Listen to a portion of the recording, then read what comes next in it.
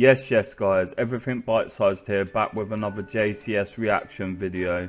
So we're going to try and take a deeper dive into Jodi Arias' body language during her interrogation. Let's get it popping.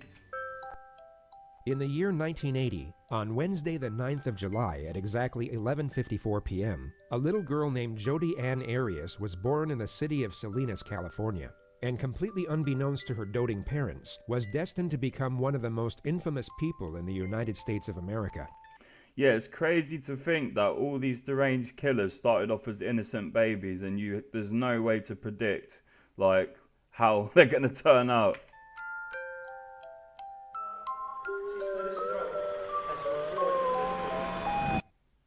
I love JCS videos, man.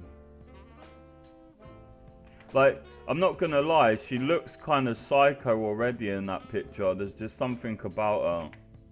From what we know about her behavioral sequences, and despite what her defense team would later want you to believe, there's virtually nothing in Jodi's childhood that can be linked as a contributing factor to what she would eventually be capable of.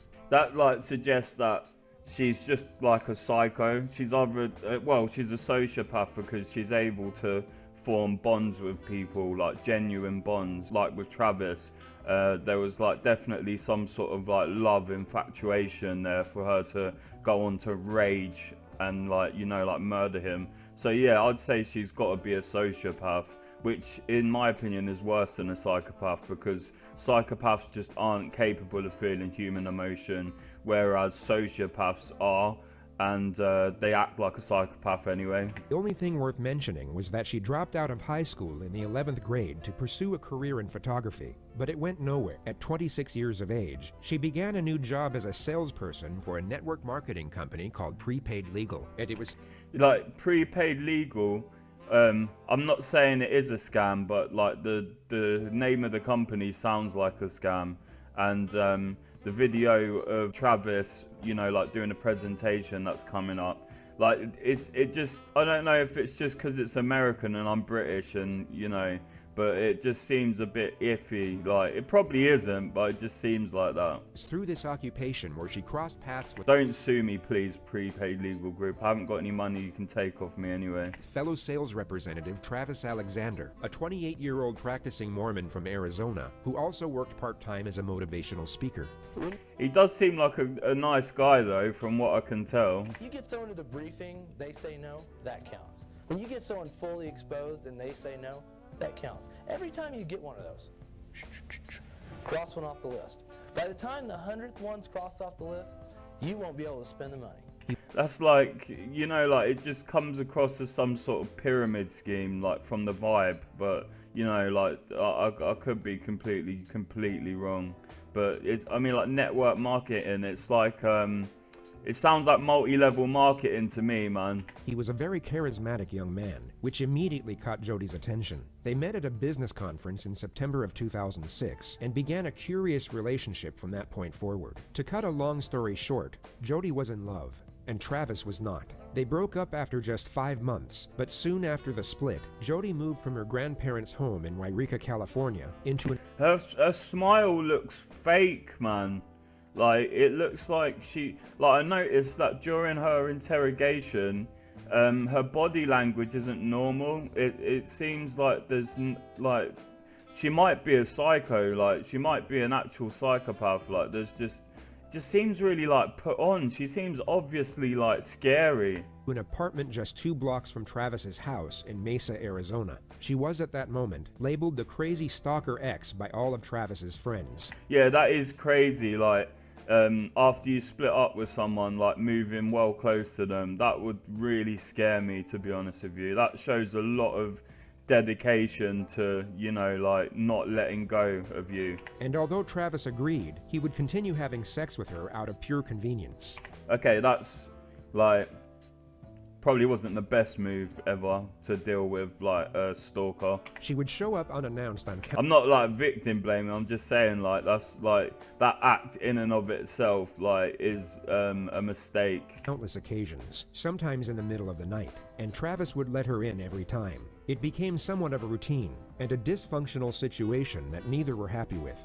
I wonder if he just, part of the reason he let her stick around was because he was scared of her. Because he probably like knew her better than anyone. Like, and I mean, like, he looks pretty. I don't know if he's just doing an ironic face in that picture, but he looks pretty scared. But regardless, like, I would be scared of her. I can imagine her being really, really scary in a relationship. But maybe like she's really, really good in bed or something like that. And you know, like men can like often think with the wrong head. Travis, although he enjoyed the sex, essentially wanted her out of his life, while Jodi desperately wanted a serious relationship. And going off the myriad of entries in her diary, she firmly held on to the belief that they were meant to be together. In late May of 2008, however, she would ultimately have a change of heart. Travis had a work retreat planned to Cancun, Mexico for July 10th. It was all paid for by his employer and allowed him to take a friend with him. Jodi knew about this and believed, or at the very least hoped, that she would be the one going. Yet in the last week of... I think that might have been the straw that broke the camel's back, to be honest with you. Like, you know, like him taking another bird instead of her. I think that really I think she was probably like thinking, oh, we'll go on holiday together and we'll have such a good time that he'll sort of like warm up to me more, and then felt completely rejected. Of May, it became known that Travis was taking another woman instead, a Mormon girl by the name of Mimi Hall, someone that Travis had been romantically interested in for... So she doesn't look like a psycho, do you know what I mean? Like, you can kind of tell from pictures, like, she looks like a nice lass. Jodi does not. Some time. When Jodi found out... Look at Jodi, she's a psycho, bro. She's genuinely scary. She looks like a predator. She's got like lioness eyes. It would be safe to assume that she was heartbroken. It would be even safer to assume that she was absolutely enraged. And the collective opinion is that a specific thought process began to emerge in her mind. Yeah. One that forged a psychological justification for a certain decision. On June 4th, 2008, 6 days before Travis was set to leave for Mexico, Jodi would once more show up unannounced. Yeah, that's scary. Also, like, I'm actually more inclined to believe that she might be a sociopath than a psychopath, because psychopaths are very manipulative and cunning and like are more likely to get away with murder, whereas Jodi's just stupid and made it obvious that it was her. All we know for sure is that they had sex and took explicit pictures of each other using Travis's new camera. So she documented her time with Travis and then thought somehow that putting a camera through the washing machine would destroy the evidence on the SD card. Like, that is just stupid. I mean, like, even leaving the camera at the scene, like, it's just, like, why would you do that? At roughly 5 p.m., Travis would get in the shower, and Jodi would begin taking pictures of him using the same camera. Then, moments after this picture was taken, Jodi would stab Travis a total of 27 times. That was really calculated, getting him to sit down like that. Like, it looks like she's got him with his legs crossed, so that if he was to get up and try and defend himself, he would, one, have to uncross his legs, two, have to do an anchor point movement and move his buttocks back. Then he'd have to use his hands to get up onto his knees, basically. Then he would have to stand up, and then there was the potential of him slipping in the shower, especially because he'd be injured at that point and frantic. So that was really, really, really calculated of her.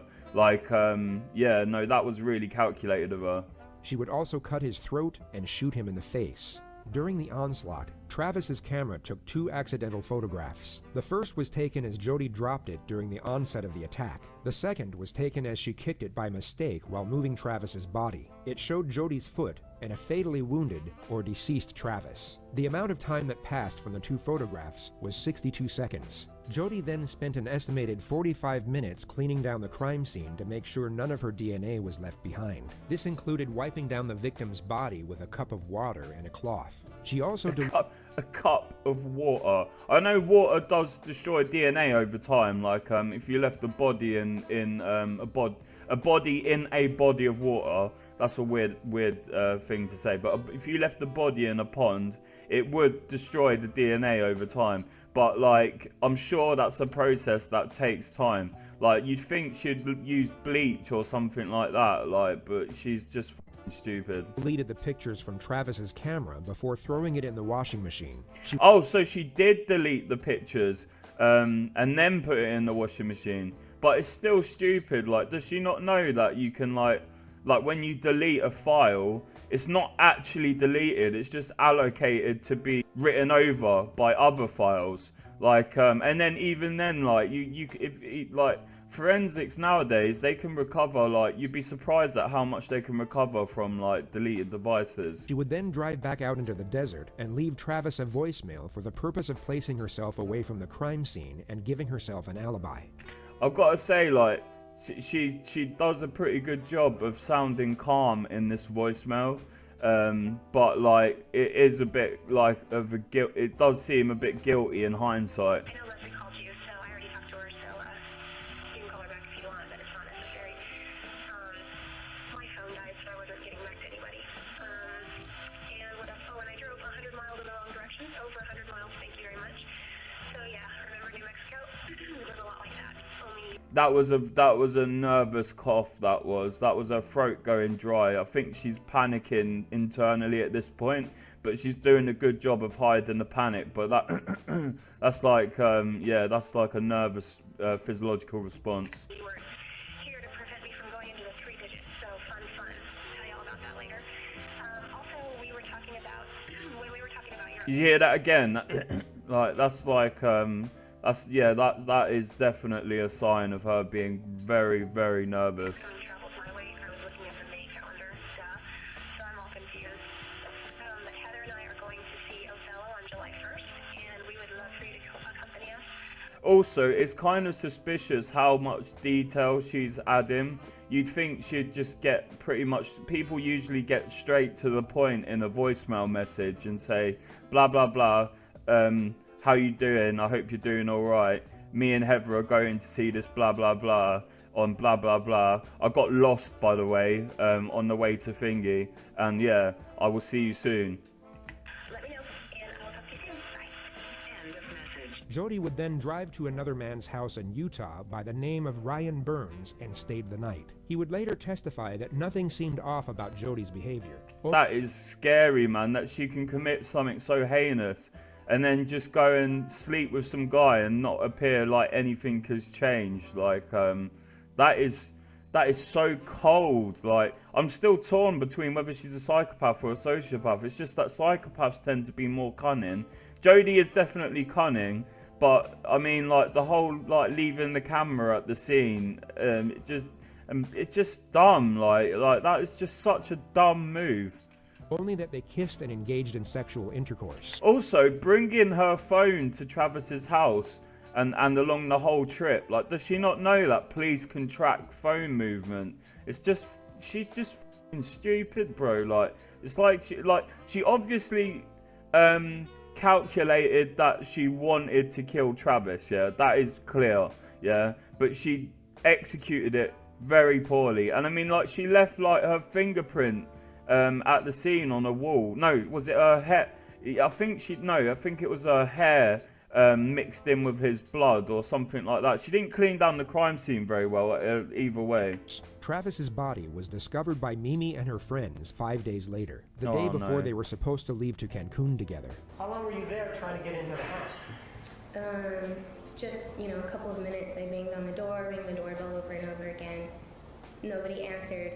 I was scared that something might be happening to him because I knew that he had a stalker. Travis's friend on the phone suggested that we go in through the garage and look for him in the house. And then as soon as they said that they saw blood, that there's blood everywhere, I stopped looking and said, he's dead.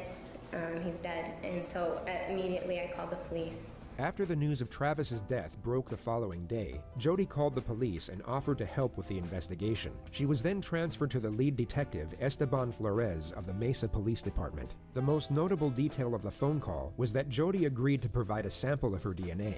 Over the following month, forensics were able to uncover the deleted photos from Travis's camera, and despite her best efforts, discovered Jodi's DNA all over the crime scene. During this time, it's not like she didn't have plenty of time to like clean the whole thing properly. Like, she's just like stupid, bro. During this time, oblivious to the evidence that was building against her, Jodi would post multiple pictures of her and Travis on Facebook, alongside emotional messages to Travis himself.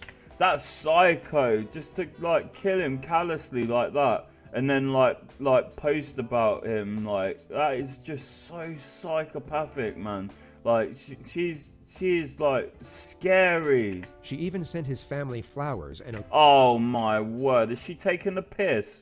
That is disgusting. letter expressing her grief over his death. The Mesa Police Department launched their case against Jodi on July 15th, 41 days after the murder. Detective Flores would be the one to conduct her interrogation. He had spoken with her once over the phone and was present when she was fingerprinted and swabbed for DNA. The Siskiyou County Police arrested Jodi at her grandparents' house at 7:35 a.m. and only said they had a warrant for her arrest without giving further information. She was placed in handcuffs and didn't once ask what she was being arrested for in the...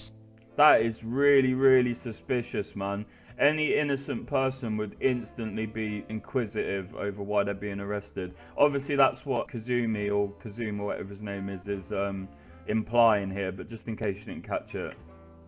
6-minute drive to the local police station.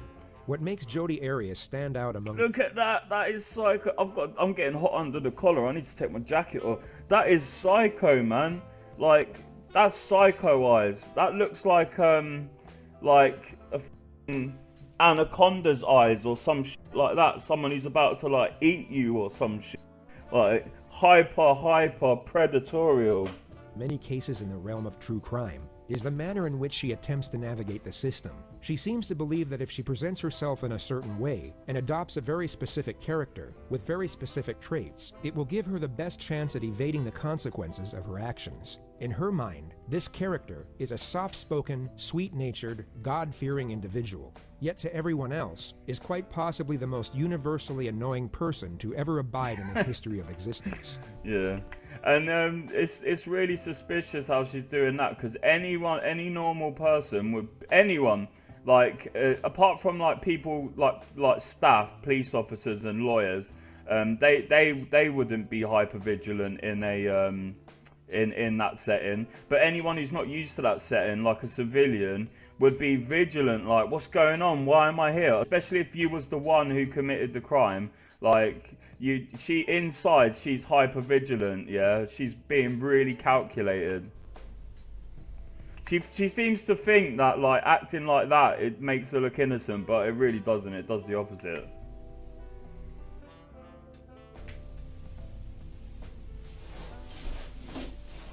Even like the way she moves is just like scary. It's like an anaconda or some shit.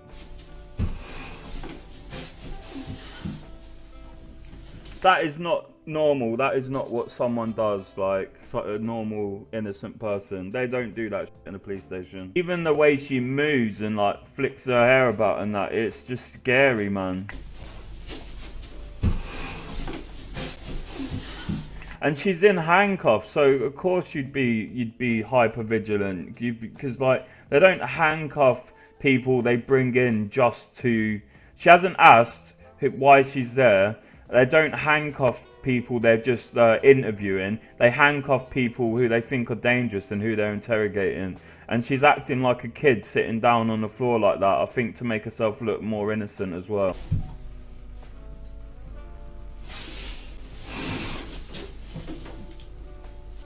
Whoa! I hate that part. That is fucking scary, that bit where she flicks her hair back. Like, that's just not normal. What is she doing? I think she's releasing nervous energy.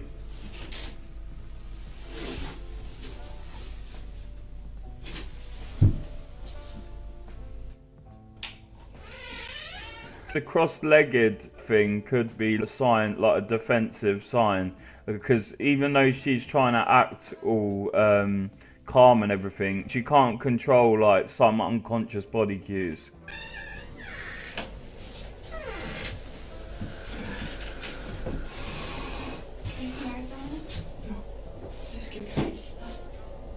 So instead of asking why she's in handcuffs and why she's in a police station, she asks like chit chat questions. That's so suspicious. Can I get you just to have a seat here? In the next moment, Jodi will hear Detective Flores approaching the room. She will then abruptly place her head on the table to make it appear as if she's sleeping. Does she not know she's being filmed? I think she does know she's being filmed. She will now notice the detective has instead walked past the room and then revert back to her regular sitting position. It's weird because she's acting like she's trying to be innocent, but for whatever then... reason, Jodi wants to appear as if she's in a far calmer state than she actually is. She wants the detective to believe that she's relaxed enough to doze off, when she is in fact extremely alert and anticipating his arrival. She places her head back on the table to feign a placid state once more, and you'll notice her left shoulder hovers in what looks like a very uncomfortable position for just over a minute. She then hears the external door open, at which point she takes a deep breath and then fully rests onto the table.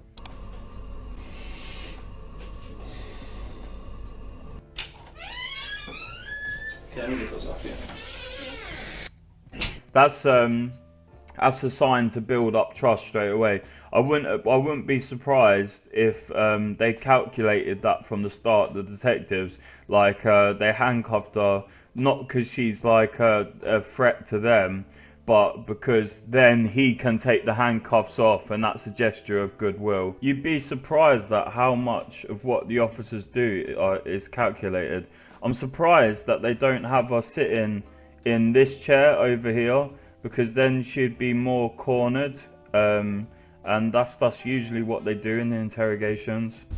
So you remember me? Of course I do. It might be because they're trying to build rapport and make her feel safe. I traveled all the way up here to come talk to you.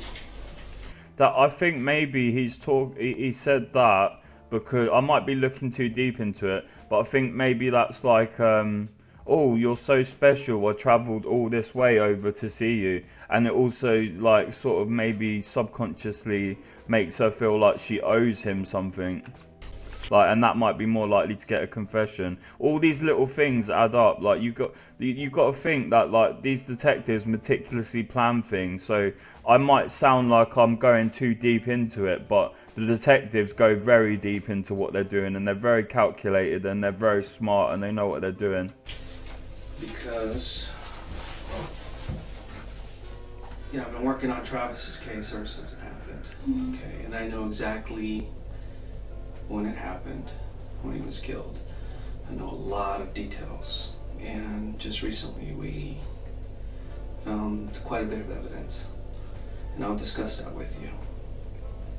The main thing She's very, very still, which I find a little bit odd. that I'm looking for, though, is answers on why certain things happened, why they went so far, and also get your statements. Okay.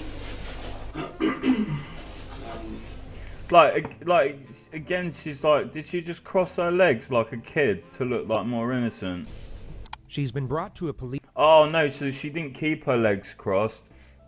It might have been like a nervous like action, like she was defending herself, like they call it like protecting the jewels, like your nether region, so to speak. Like you like males put their hands down there to sort of protect that sort of area. So she might be feeling defensive, and then went to go into a defensive stance that might be comforting for her, and then realised that quickly, and then switched back to how she was. And she's leaning forward, trying to look attentive and like, you know, like comfortable being close to the detective, so she doesn't look like she's uncomfortable and backing away. She's very calculated, but there's like there's cues that you can pick up on that she has no control over. She can't control everything. Police station in handcuffs, and now just told her arrest is concerning the death of her ex-lover. An innocent person sitting in her position would want immediate clarification as to what exactly is going on. Absolutely. Jodi doesn't inquire further, just gently accepts to cooperate after being given a very vague, yet highly accusive clarification of the situation. That is so suspicious, man. She really thinks that like acting like this will make her look innocent, but like she's like, again, she's dumb. She's not as smart as she thinks she is. A lot of details on this case that haven't been released to the public, and not even to Travis's family. And those details are known only by us and the person who did it. Okay, and that's one of the reasons I'm here, is because I believe that you know some of these details. Okay. And I think you can help us. I would love to help you in any way that I can. Again, she's not clarifying. He just gave her a passive accusation, like almost like a direct accusation, and she's not like going, "What are you saying? You think I did it?" Blah blah blah. Like, that's so suspicious, man. Okay. Like, she's sort of got like when you cover your mouth, it can sometimes mean you're holding something back. And she's like, looks like she's trying to release nervous energy and self-comfort herself by like putting her hand through her hair and on her head. Because we're here at the police department, the sheriff's department here in, was it Siskiyou County? Siskiyou. That's what it's called, okay. And you're considered under arrest or detained. You're not free to go. And I'm a police officer. I have to read you your rights, okay? I'm sure you've heard them on TV. You know, I have to read them off this little card here, but they're pretty much the same, and I'll explain them to you as we go, okay? And, you know, if there's a question that you don't want to answer, you don't feel comfortable, you can say no, you know, or, you know, you can elaborate as much as you want. It's completely up to you. It's at your speed. I don't want to pressure you. Is this recorded at all, or should we? Yeah, I don't know if there's a recording or something. I don't know if these are voice recorders. I noticed them. If they have video, or if they have audio, or batteries, or what. I don't think they're on. Hindsight allows us to recognize this is simply an attempt to appear innocent. She seems to think that if she appears confident enough to recommend the use of an outdated voice recorder, that it will seem as though she has nothing to hide in the eyes of the detective. But it's just bizarre. If the detective wasn't already certain of Jodi's guilt, he would most certainly become suspicious at this moment. Sorry, I'm really cold. It's okay. You still be still. Yeah, I haven't touched those or anything, but Oh, okay. No one cares how cool they are, Jodi. No one cares. Jodi's mind would be racing here, yet she desperately wants her exterior self to appear calm. She's so focused on having this nonchalant disposition that she completely fails to realize her behavior doesn't match the situation whatsoever. She's in a state of hyperarousal while feigning a state of composure, and the end result just looks very strange. It gives reason for her unusual infatuation with a voice recorder, and also for her oncoming sitting position, which really can't be described, only compared to a sea lion peeking over a rock. and they're not on, so what I want to do is just get to the bottom of it. Everybody wants to know, okay? And Like, she went to like cross her arms, which would have been a defensive position and would have been normal, but then it's almost as if she corrects it by trying to look like she's leaning in towards the detective. But yeah, like Kazumi said, like, she looks just so awkward. You wouldn't sit like that. That would be uncomfortable for your back. Like, it's just not normal. There's something not wired right in her head, man. so I'm going to ask you some questions. You can voluntarily answer them if you want. Okay, is that cool? Yeah, that's Yes. Yeah, she's guarding herself off with her arms crossed like that. There was a question about you Also, like, it's sort of like she's doing self-comforting behavior. being. Well, let's start with this.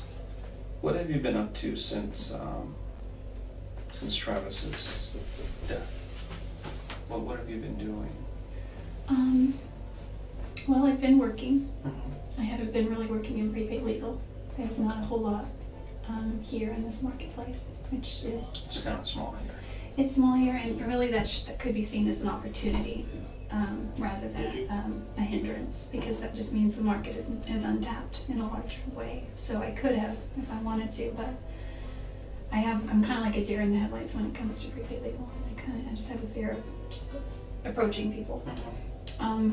I think she said like that like to try and make it seem like she'd be too anxious to even talk to someone, let alone murder them. You'll come to notice that Jodi will go off on these unrelated tangents anytime she has the slightest chance to do so. It's a recurring theme in interrogations for when the suspect is facing serious charges, and the common theory is that it's an attempt at gaining a momentary escape from what is likely the most terrifying moment of their life. Going into detail about terror management theory, that's what it's called. Topics completely unrelated to the situation at hand essentially delays the onset of their new reality. Forensic psychology views this as a form of denial. The detective subtly nudges her away from the theme of network marketing and onto the topic of Travis. She starts off with a Facebook post she made in his memory.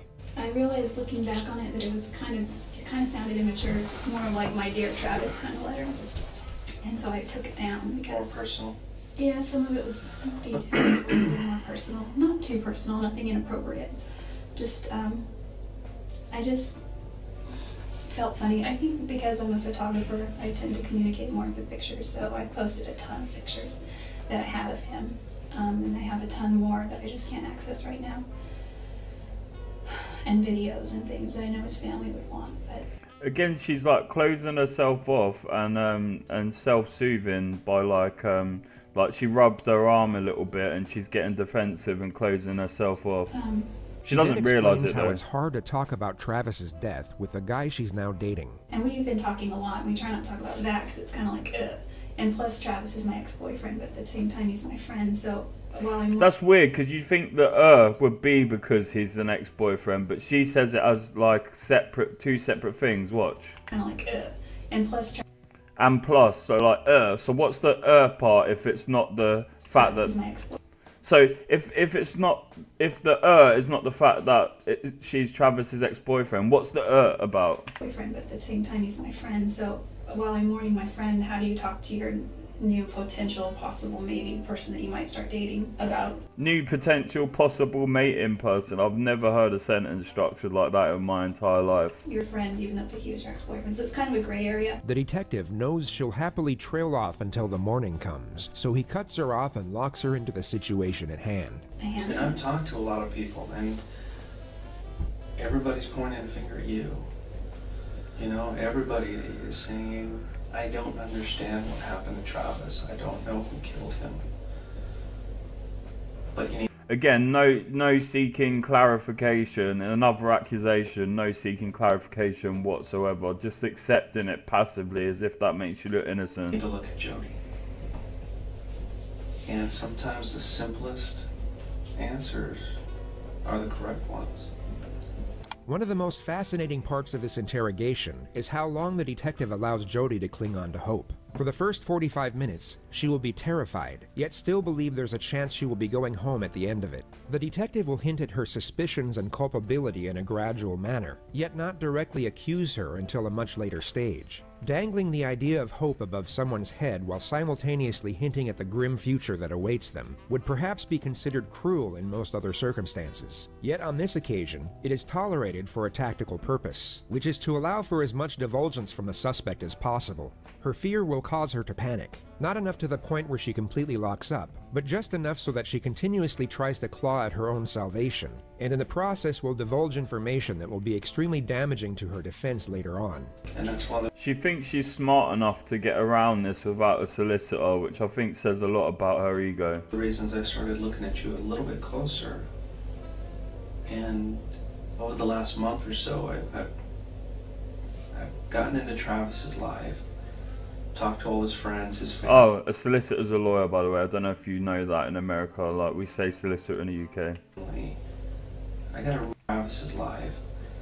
Talked to all his friends, his family. I got a really good understanding of who he is now. And I got a very good understanding of your relationship with him. Obviously, you weren't boyfriend and girlfriend anymore, but you were still having a sexual relationship. Which, does his family know about that? Just curious. No. She's acting as if like she's it's almost as if she's acting like that's her main concern about him knowing about their relationship. Like she's trying to divert and make it look like she's not concerned about whether she murdered Travis or not. His family doesn't know anything. Yeah. I'm interested in protecting how he's remembered as well. And Just for the purpose of integrated context, at Jodi's trial, she would label Travis a sexual deviant, a domestic abuser, and a pedophile. He truly had feelings for you. And for some reason, he felt that the relationship between you and him was somewhat unhealthy, but he couldn't stop it. And I assume that's probably maybe the same way you felt about him, or maybe you didn't understand why he didn't believe it was healthy. No, I didn't think it was healthy either, spiritually at least, and probably. Oh, come on, man. She's virtue signaling, trying to play like, oh, like I'm a Christian and all that. Like I've got Christian values and morals. Like she goes on further to do this in the interview to act as if she's not capable of killing someone. Emotionally, but mostly spiritually, and I think that kind of once you have. So she accentuates, if that's the right word, the spiritually part, but mostly she says spiritually wasn't healthy, or emotionally, but mostly spiritually, like because then that separates her from the emotional side of it, where emotions often lead to rage and murder, and then she's focusing on the spiritual side to make herself look more innocent, Like, how can I kill someone if I believe in God? She doesn't believe in God to do what she did. Something that's not healthy spiritually, it filters through all aspects of your life. Again, she's just done the whole spirituality thing 3 times to like divert away from the emotional part. Maybe you didn't understand why he didn't believe it was healthy. No, I didn't think it was healthy either, spiritually at least, and probably emotionally. 1, but mostly spiritually. 2, that kind of, once you have something that's not healthy spiritually, it filters 3. through all aspects of your life. Her dialogue alters from spirituality to her work history and then to her finances before moving on to her family. Bear in mind she wasn't asked about any of this. Financially, I wasn't doing well. I missed my family. I moved away shortly. That's like, so it's almost as if earlier she set the theme like, oh, it can be an opportunity in a way to move to a small place like this, and she's also saying that like economically, financially, it was bad where she was, to try and give excuse for her moving like 2 minutes away from her ex-partner who doesn't want her around. She wasn't asked about any of this. Financially, I wasn't doing well. I missed my family. I moved away. So she's trying to say that financially she wasn't doing well where she was, so that gives her an excuse to move to where Travis was, because if you remember earlier in the interview she said it can be a financial opportunity moving to somewhere small like that, and she's saying financially she wasn't doing well where she was, so she's trying to back up and excuse her moving, like stalking Travis and moving like 2 minutes away from him. Shortly after high school, and I come back to visit, but I realize over the years I've missed out on a lot of things with my little brother and sister. That's so fake. Like, and I bet you she switches from emotional. She's virtue signaling, saying she's missing out on her little brother and his soccer games and all that, yeah. And then I bet you, I can't remember, but I bet you she switches from this emotional crime thing to, you know, like back to her like trying to act normal really quickly. And if there's a quick transition of emotions, it's usually a sign of deception, because emotions are transient and they come in and out like more slowly, not instantly. I missed out on just their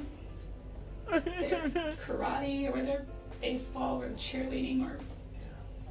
The detective nudges her back to the subject of Travis once more. He asks if the sexual element combined with his... Did she try to wipe her eyes then? I bet you there was no tears there, but you know, it's hard to say because they sped up the video. Karate or their baseball or cheerleading.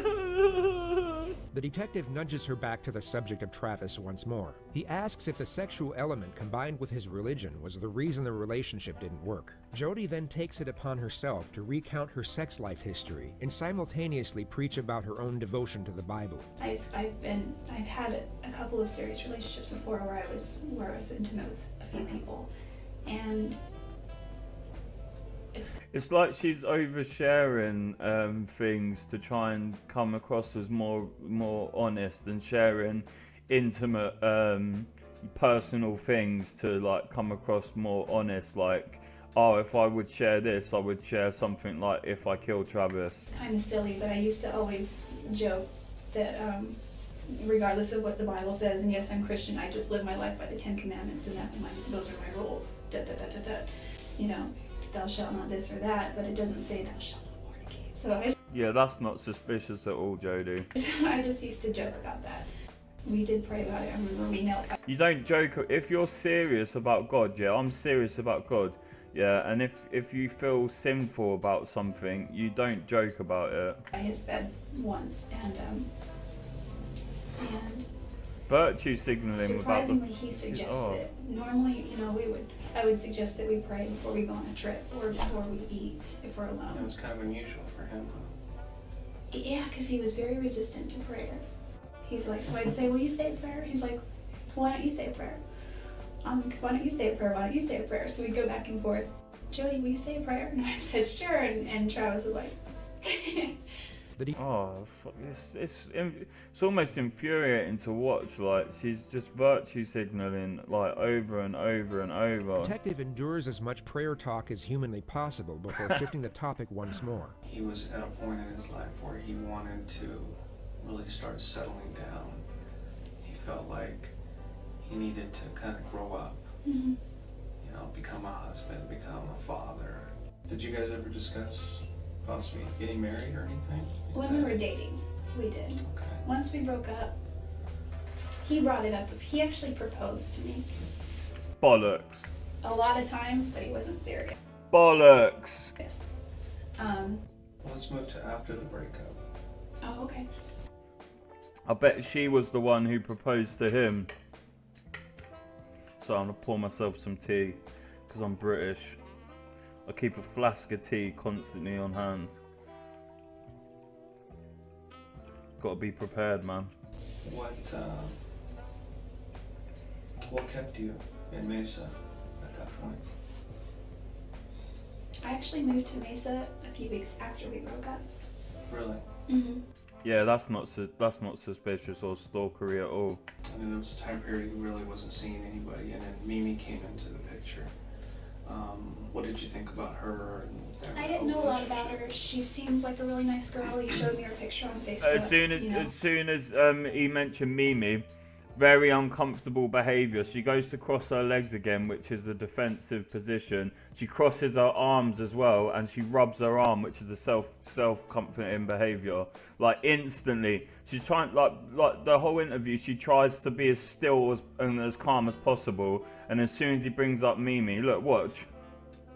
So she's like trying to act like all calm and like you know, like. I didn't know a lot about her. She seems like a really nice girl. Wait, let's go back. You know, there was a time period he really wasn't seeing anybody, and then Mimi came into the picture. What did you think about her? And I didn't know a lot about her. She seems like a really nice girl. He showed me her picture on Facebook, you know. Goes to cross her legs, crosses her arms, and rubs her arm. She had a lot of pictures on there. He said that... And then plays with her hair. He's not sure why, but he's pretty sure that she could be it. And I was happy for him. Yeah, right. Yeah, okay, Jodi. I didn't find out about Lisa. This conversation you had face to face with him? Yeah, it was in his room. Probably while you were having sex. And he had his laptop, you know, just on his bed. Jodi is desperately trying to make it appear as though her and Travis were on good terms. But this is just overkill. Jodi was labeled the crazy stalker ex by all of Travis's friends, and even Travis himself. The idea that he would show and then discuss any potential future romances with Jodi is ridiculous.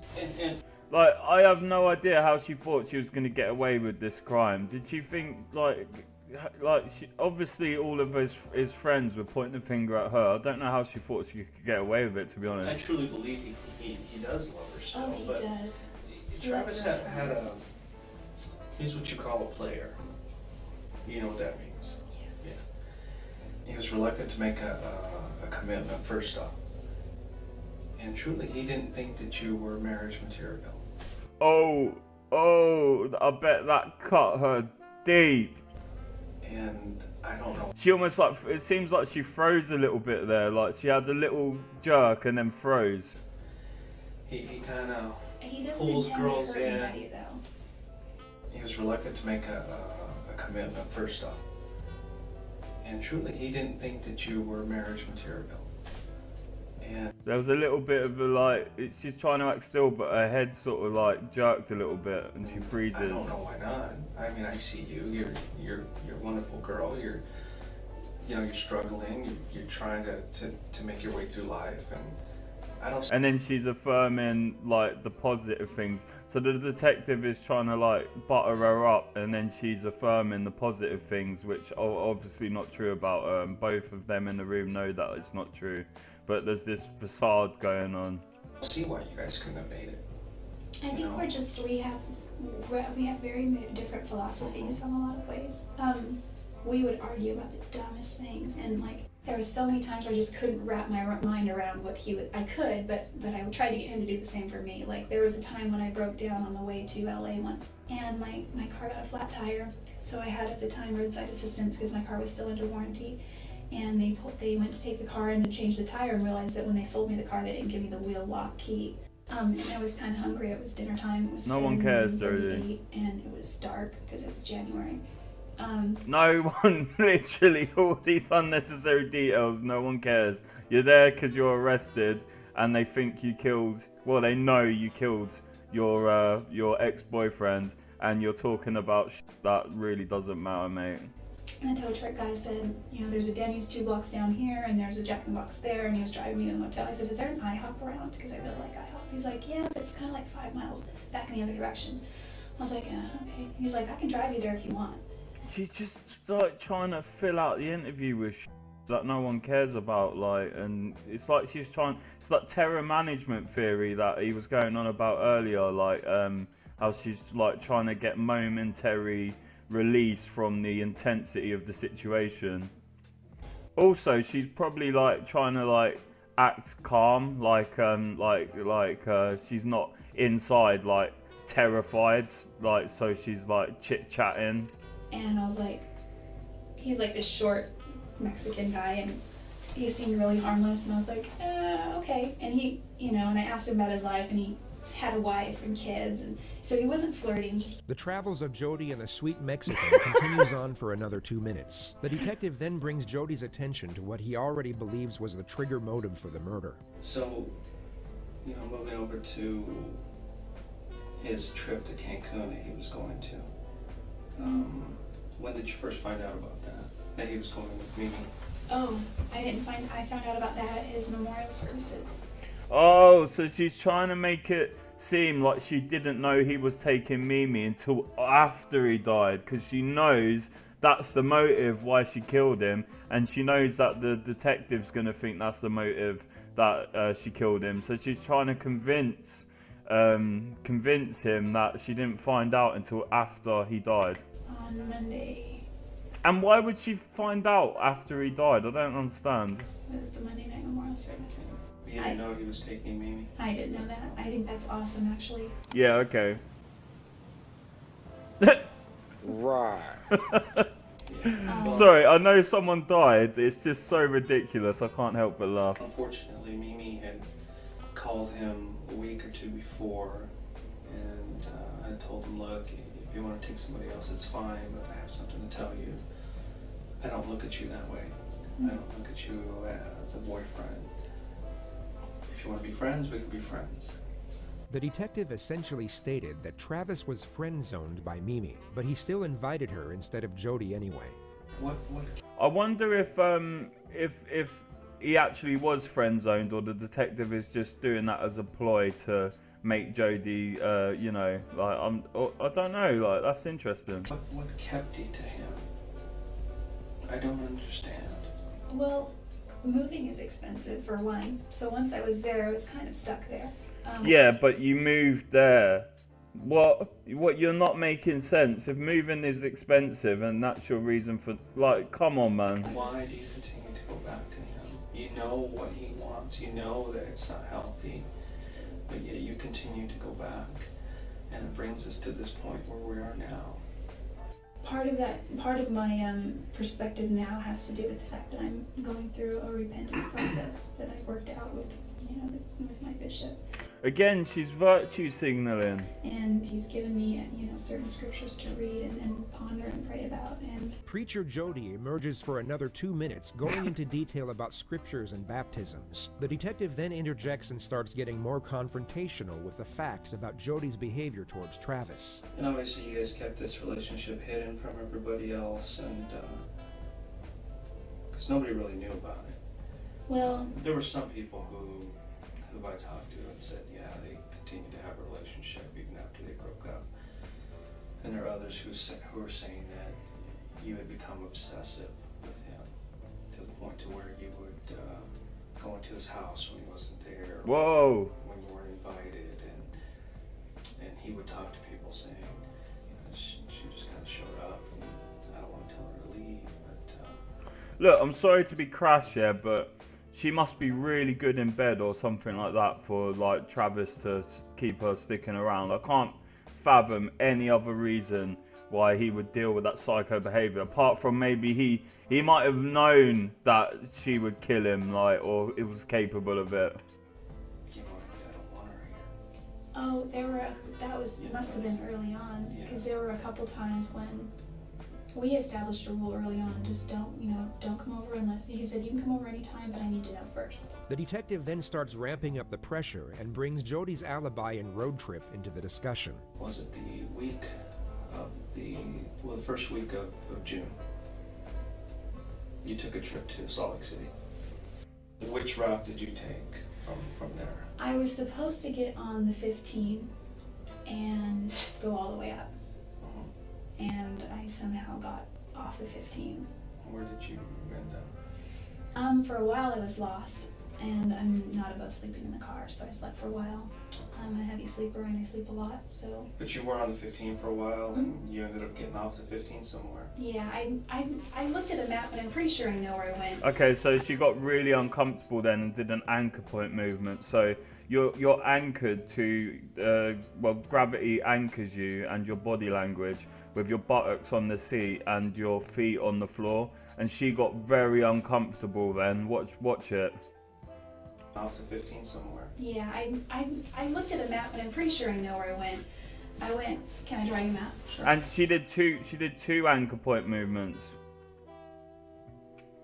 I looked at a map, but I'm pretty sure I know where I went. Can I draw you a map? Sure. So this trip took you a little over 48 hours. I have a problem with this trip. Shows she's really uncomfortable. Yeah, I know. I know you went down here.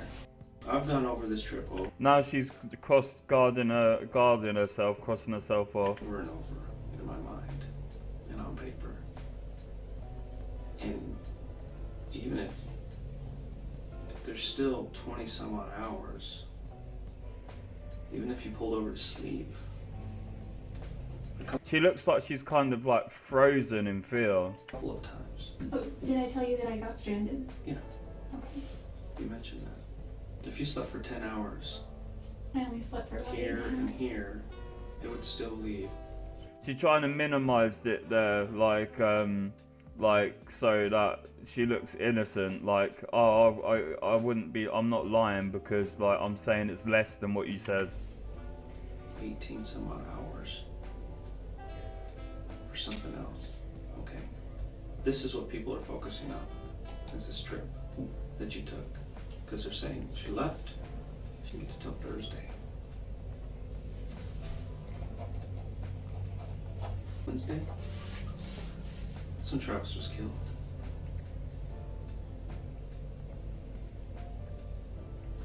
I did not go near his house. Aren't there? I pulled your cell records. Your cell phone was turned off between here and here. Well, I didn't turn it off physically, but it died. And then it magically, I got you it. found your charger here? It was under the act. If she was smart, she would have just left her cell phone at home. Like, is she dumb? Like, she's just dumb, bro. She's just dumb. Under the seat of the passenger side, and it was when I was. When you were lost, you couldn't have maybe pulled over and found it? Or... Well, I did finally start looking when I was stranded. It doesn't, like, if you've lost a cell phone in a car, I'm not being funny, it's not like you've lost something in a house. Like, you can find something you've lost in a car within about minutes flat. I wouldn't have pulled over when I was lost. Detective Flores explains to Jodi multiple times What? over how the trip doesn't make any sense whatsoever. Why wouldn't you have pulled over when you're lost? I don't understand that. And whether it's feigned naivety or that she literally doesn't understand the concept of time and distance, she pretends to be confused by the allegation rather than actually confront it. This goes on for 3 minutes before the detective confronts Jodi with the evidence of the photographs on Travis's camera. Oh I no. don't think you're being completely honest with me about that trip. I honestly got lost. It's bad timing. Self-comforting behaviours. Were you at Travis's house on Wednesday? She might be getting itchy as part of a fight or flight response as well. Now he's going to directly ask her if she was there. She can feel the pressure ramping Were up. you at Travis's house on Wednesday? Absolutely not. I was nowhere near Mesa. I was nowhere near Phoenix. She's becoming more animated. I wasn't even close to him. What if I could show you proof you were there? Will that change your mind? I wasn't there. You can be honest with me, Jodi. I was not at Travis's house. I was not. You were at Travis's house. You guys had a sexual encounter, which there's pictures. And I know you know there's pictures because I have them. I will show them to you. Okay? So, what I'm asking you is for you to be honest with me. See, that was. Do you know how she's faking leaning? She was faking leaning forward to seem attentive and that. It's almost like a genuine leaning forward reaction to look attentive happened just then. If you'll notice how it looks different to how she's been acting before. What I'm asking See that? you is for you to be honest with me. I know you were there. Are you sure those pictures aren't from another time? Positive. Remember I told you about the camera? Mm-hmm. The card's intact. Remember I told you that card was... She literally is so dumb leaving the camera there, even though she deleted the photos. Why would you leave like a crucial piece of evidence at the scene? And she's dumb to think that like deleting photos means that like they're actually gone off of the SD card. Like, and she's not smart at all. destroyed. I didn't want to tell you the truth. And I have pictures of you in Travis's bedroom with Travis. Pictures of him. Also, she's into photography, so like destroying, just like leaving the camera there is so dumb. Like, I just don't understand it. Like, there's so many reasons why that was dumb that I can't even like fathom why she thought leaving it there was a good idea. Well, like, it's not as if it's an effort to take it with her. And it's obvious you guys are having sex. Taking photos of each other. And they're dated and time-stamped on the day he died. Are you sure it's me? I mean, that because I was Jodi, not there. It's you. No, it was a reptilian pretending to be you. And you know it's you. I know all the details of this case. The only thing I don't know is why. Why did you choose to go visit Travis that day? To kill him. And why did you do what you did? I never Why, hurt Jodi? Travis. You did. You hurt him. That's why we're here. That's why I flew up here. Because I needed to talk to you about this. I can just arrest you and throw you in jail, but I want to know why. Why did you do this to him? I wouldn't hurt Travis. He's done so much for me. I know you took pictures of him in the shower just before he died. I don't think he would allow that. Mm-hmm. And the camera actually took a couple of photos by accident during the time that he was being killed. Really? she was like, she sounded genuinely panicked then. Like that was so, like, that was like fear. During the time that he was being killed. Really? Yeah, Jodi, really. You were there. Quit playing this game. He seems to think that like she was faking that response then, but like that is just so out of, like, the way she said it is so different to how she said everything else. Like I'm inclined to believe that that was like a accidental slip up out of her character. It's time for you to just come out and I didn't tell me. know. I did not hurt Travis. So if she was innocent, yeah, she wouldn't have put her hands up like that. She would have put her hands down. She would have made a downwards motion, like a confident, I did not kill Travis. Like, instead she puts her hands up because she wants him to believe her, and she knows she's full of shit. Come out and I didn't tell me. know. I did not. Please hurt believe me. Travis. I did not hurt Travis.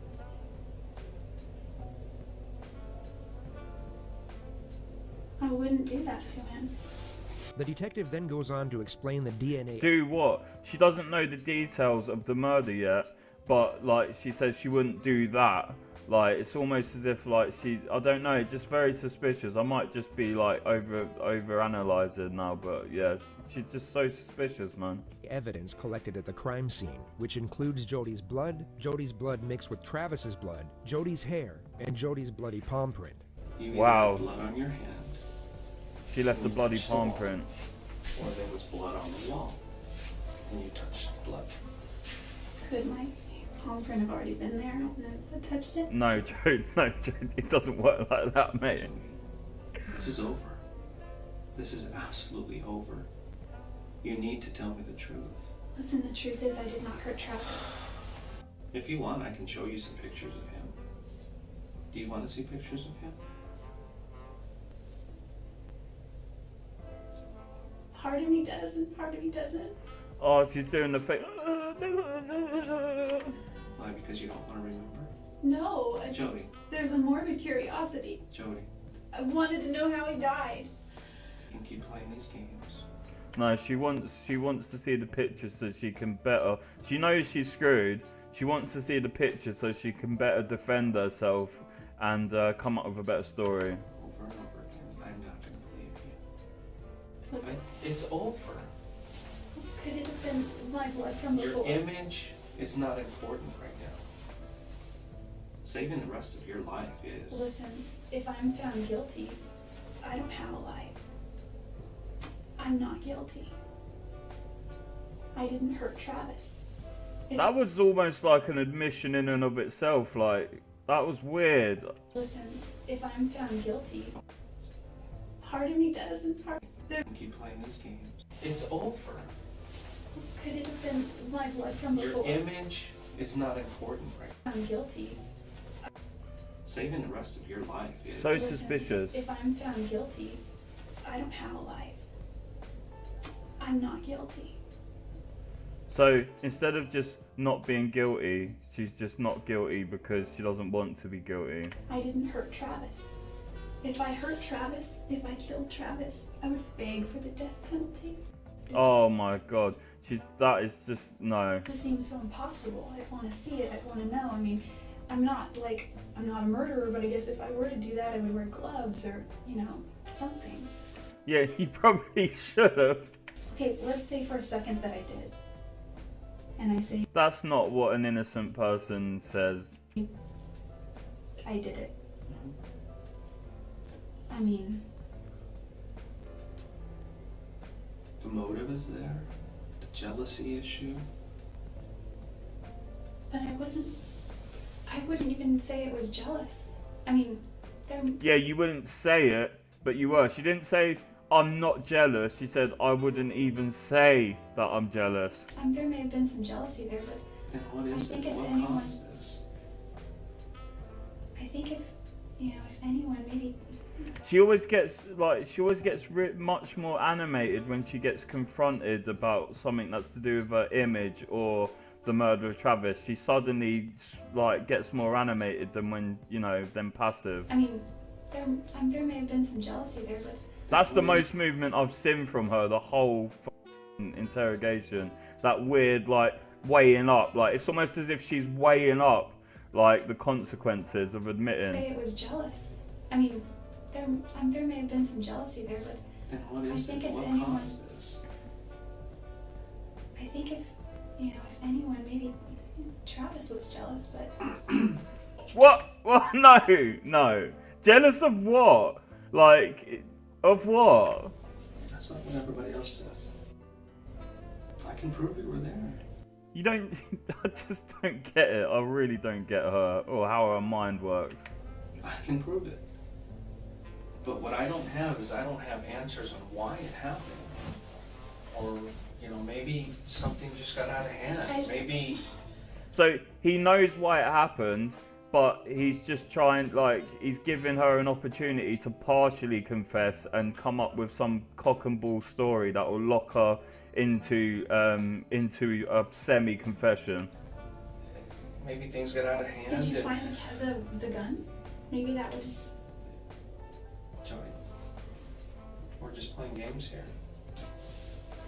I'm gonna take a little break, but I need you to think about what you're doing here. Because the best thing for you to do is to tell me the truth. It's like he's bullshit, like acting as if a break will be good for her, but really a break will be bad for her because she'll be sitting there like stifled by her own thoughts running around her head and making herself more anxious. It's so important that you tell me why this occurred, what was going through your mind, and what caused you to do this.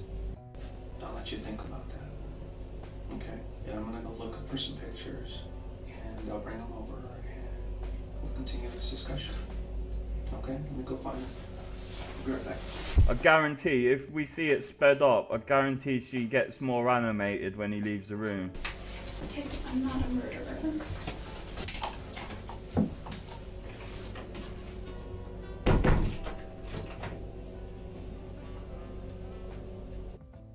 Now she's stewing over her own thoughts.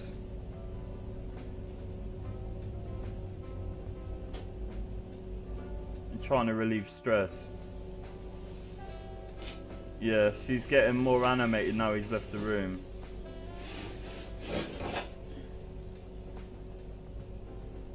That's exactly why he left her in the room. He tried to make it seem like it would help her, but like it's so like she gets more anxious.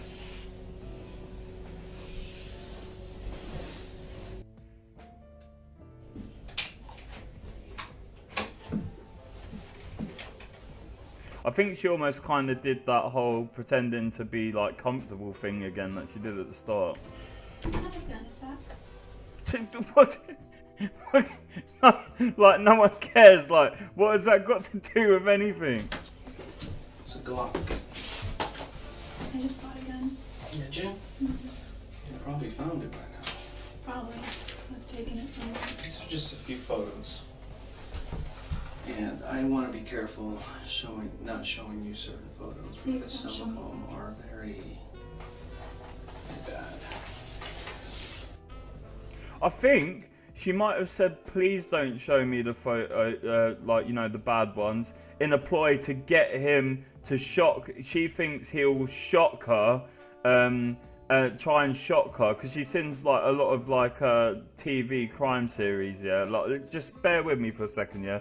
She's seen a lot of stuff on TV, and she's seen detectives just throw a gruesome photo at someone to shock them, whereas she's trying to get him by reverse psychology to throw and shock her with pictures of the murder scene, so she can then better later explain and come up with a defense later.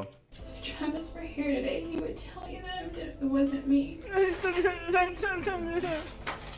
My job is to speak for Travis right now, and everything Travis is telling me is that Jodi did this to me.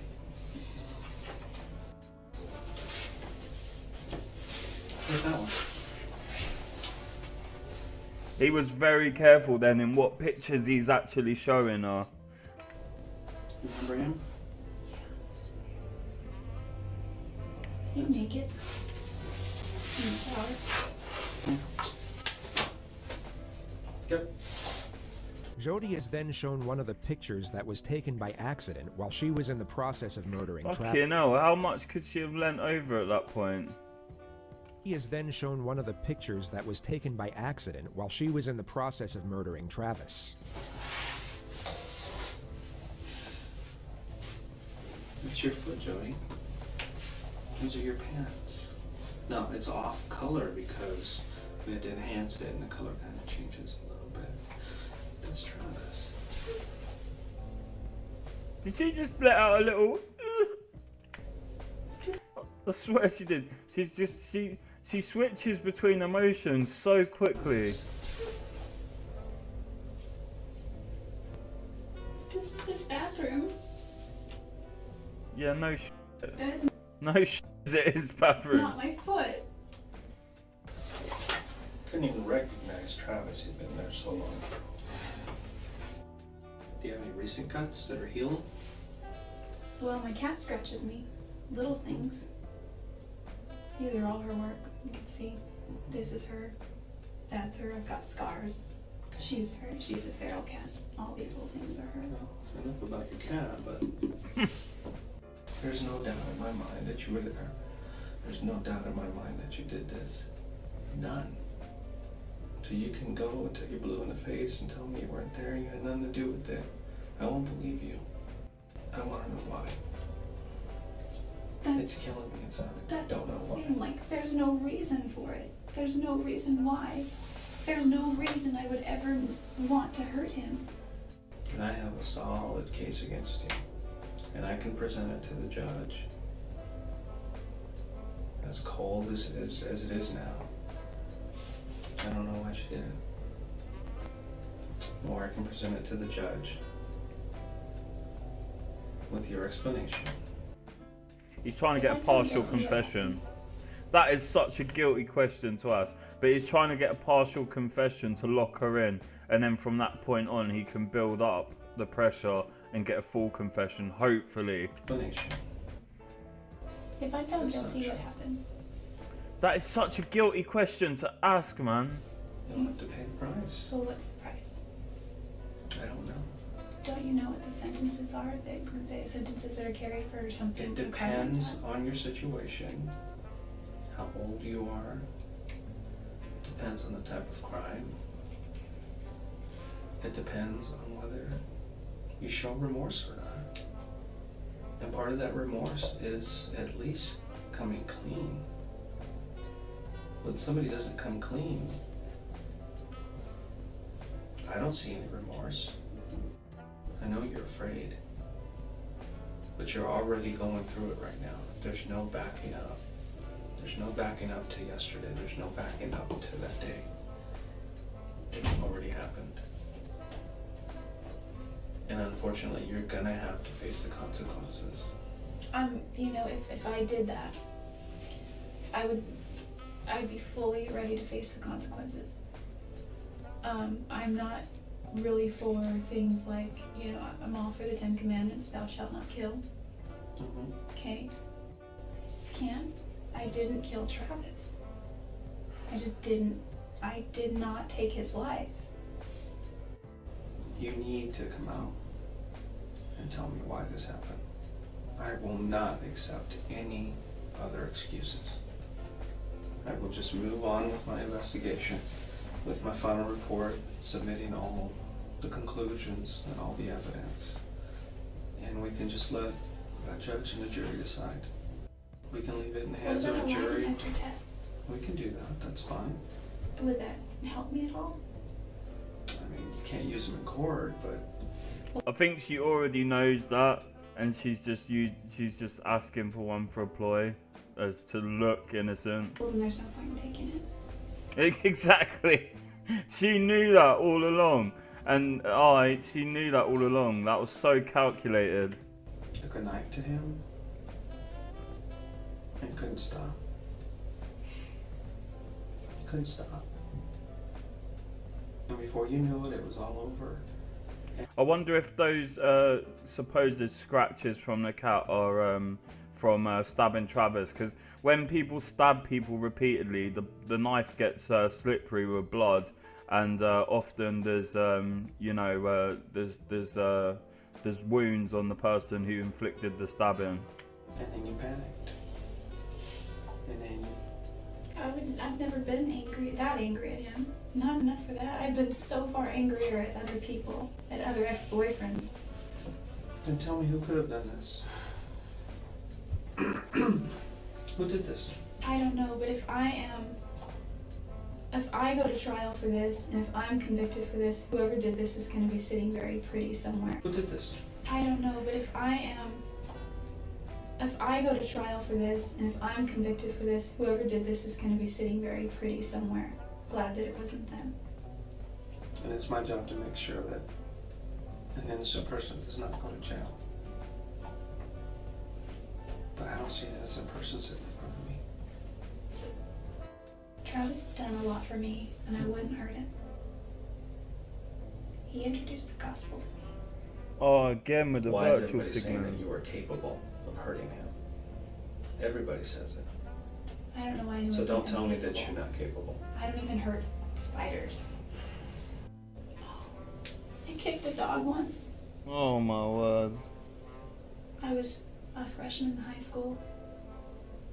And I feel so guilty about kicking a dog. Like, I believe she probably did kick a dog, which is like psychopathic, but like she's trying to act as if she's so guilty about kicking a dog that she would admit to this. I love, love, love animals. And we had this dog, his name was Doggy Boy, and my parents, until this dog that they have now, have never been able to, and I don't mean just them, we as a family have never been able to care for a dog properly as far as give it attention and take it for walks and be consistent. To save you the oncoming ramble about Doggy Boy the dog, she lightly tapped him with her foot for tearing open the trash, and she's felt so bad ever since that it changed her entire worldview on the animal kingdom. She now apologizes to the dog, through the detective, who's conducting her interrogation for first-degree murder. And I need to apologize for that to him. I know it sounds weird in my relationship with animals. It's kind of like they're like people too, you know, they have souls.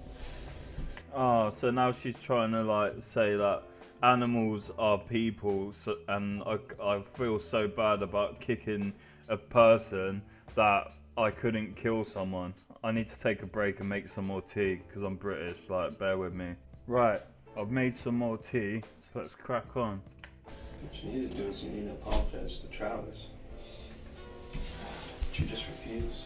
Listen. Yeah, I can't help you anymore if you're not gonna help yourself. You asked I me really prior. can't. I can't, Jodi.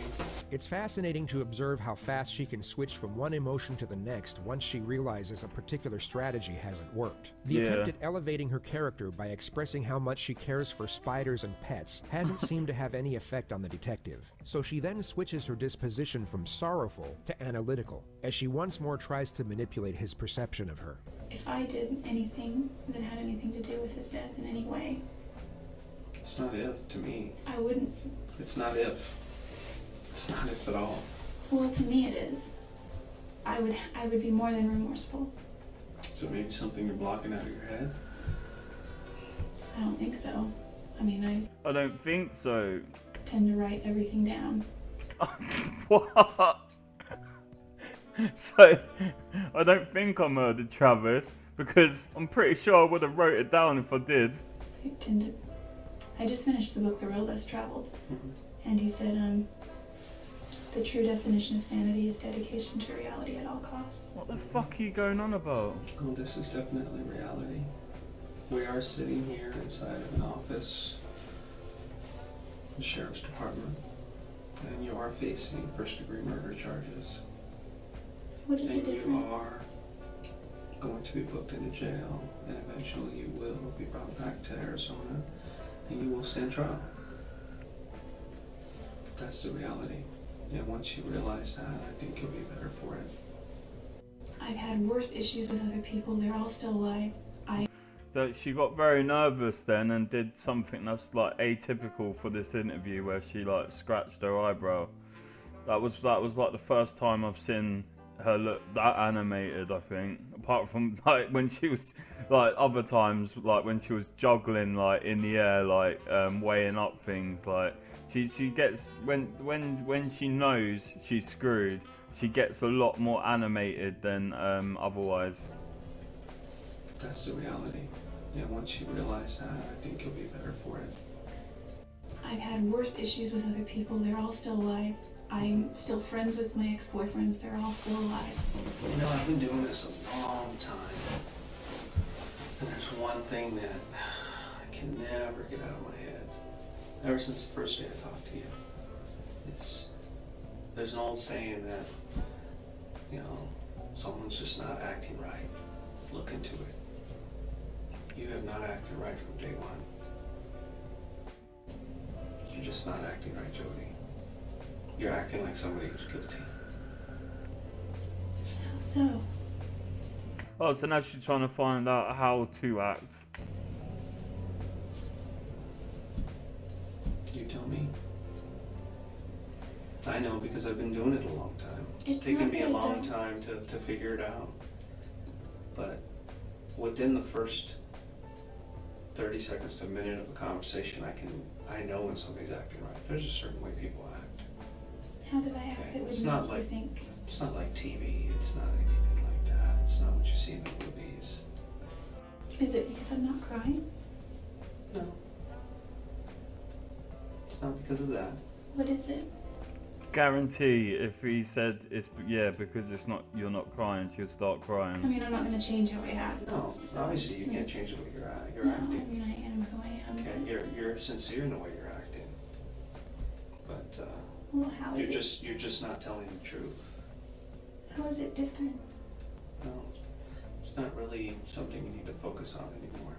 After Jodi failed her attempts to extract inside knowledge on the best way to behave in order to appear innocent, she then attempts to explain why she hasn't been able to appear innocent. It's not that I'm not remorseful that he died.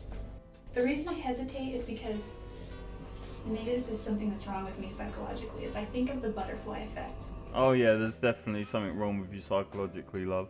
And it's like, you could say that the guy pumping gas down at the gas station could have potentially, because you see all these movies, these funky movies where it's like this affected this, which affected this, which affected this. If you had What are you going on about, love? written this. I know if you had never met him, he probably would still be alive. That's true. Yeah, but that's because you Oh killed him. my word. No, I just can't admit to something that I didn't do. If it would help my case and give me an easier sentence, I know that people plead guilty for those things. And I don't want you to do that. That is the absolute last thing I want. I wish that I had answers. I'm sorry. There's just no reason. There's just no reason. Like you see, like she thinks she's just throwing it out there, just trying to see if that it was the no crying thing that made her suspicious, and now she's suddenly crying. There's no good reason why this happened. There's never No. a good reason why somebody dies like this. This seems to be the moment Jodi fully confronts the reality of her situation. The anguish she has over her own fate will become visible, yet she will now disguise this anguish as grief over Travis's death. She does this by posing the question. Interesting. How many times was Travis stabbed? Maybe she genuinely wants to know because she can't remember because she was in a fit of rage. She just remembers stabbing him. Like maybe she genuinely knows. More than I want to remember.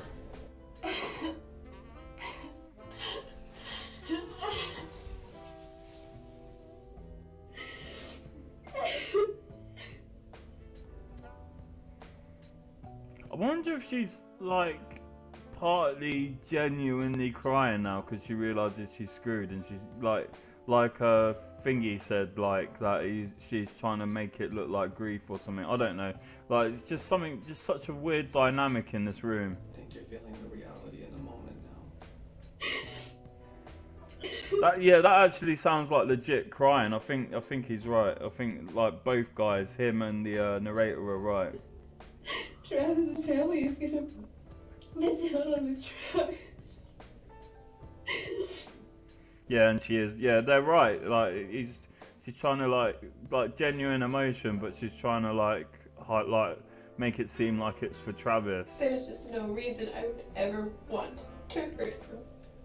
See, like instead of saying there's no reason I would hurt him, she's saying there's no reason I would want to hurt him, because she didn't want the circumstances that led up to her murdering him. All I know is that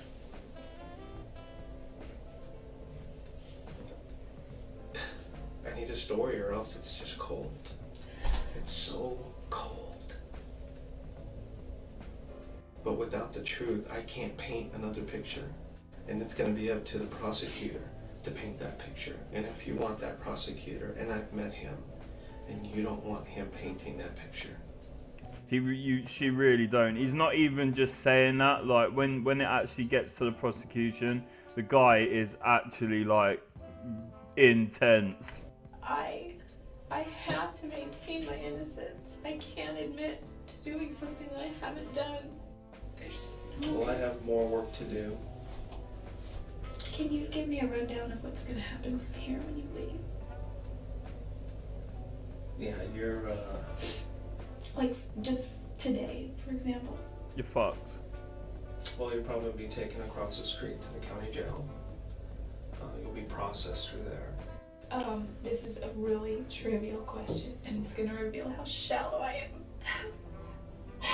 But before they book me, can I clean myself up a little bit? You're gonna be Oh taken my the way you gosh. She just revealed how vain she is, like, and oh my gosh. I can't give you anything else. Do I have to go in handcuffs everywhere? Mm-hmm. It's just procedure. Whether you wrote a bad check or you're facing murder charges, you're gonna go in handcuffs. What does she expect? She knows she is screwed, man. Wasting your makeup, Jodi, gosh. Oh my word. I didn't hear you breathe. I wonder how am I still here. This is so scary. I can't breathe. I didn't hear you. I don't know if she knows she's being. I don't think she actually knows she's being recorded, because that's such a suspicious song, like about not being able to breathe, like after she's just like killed someone.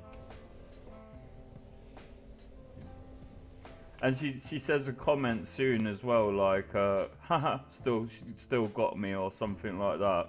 Like, I don't think she knows she's being recorded, and the camera quality is so bad. I wouldn't be surprised if it's just like a little dot in the corner. What the fuck are you doing?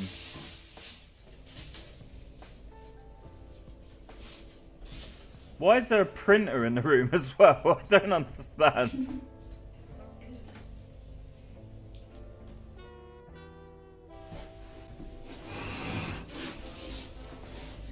Yeah, she's releasing nervous energy right now.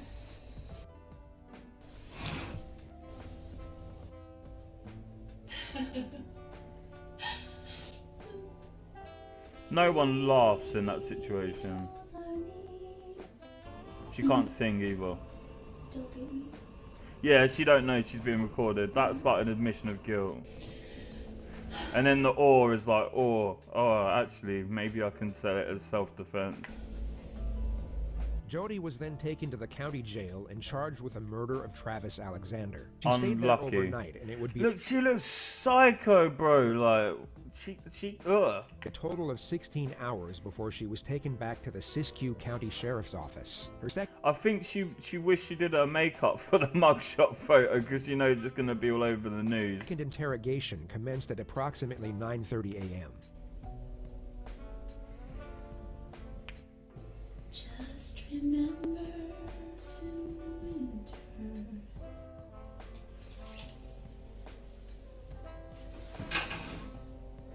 What the fuck are you... Oh, she's itching her head.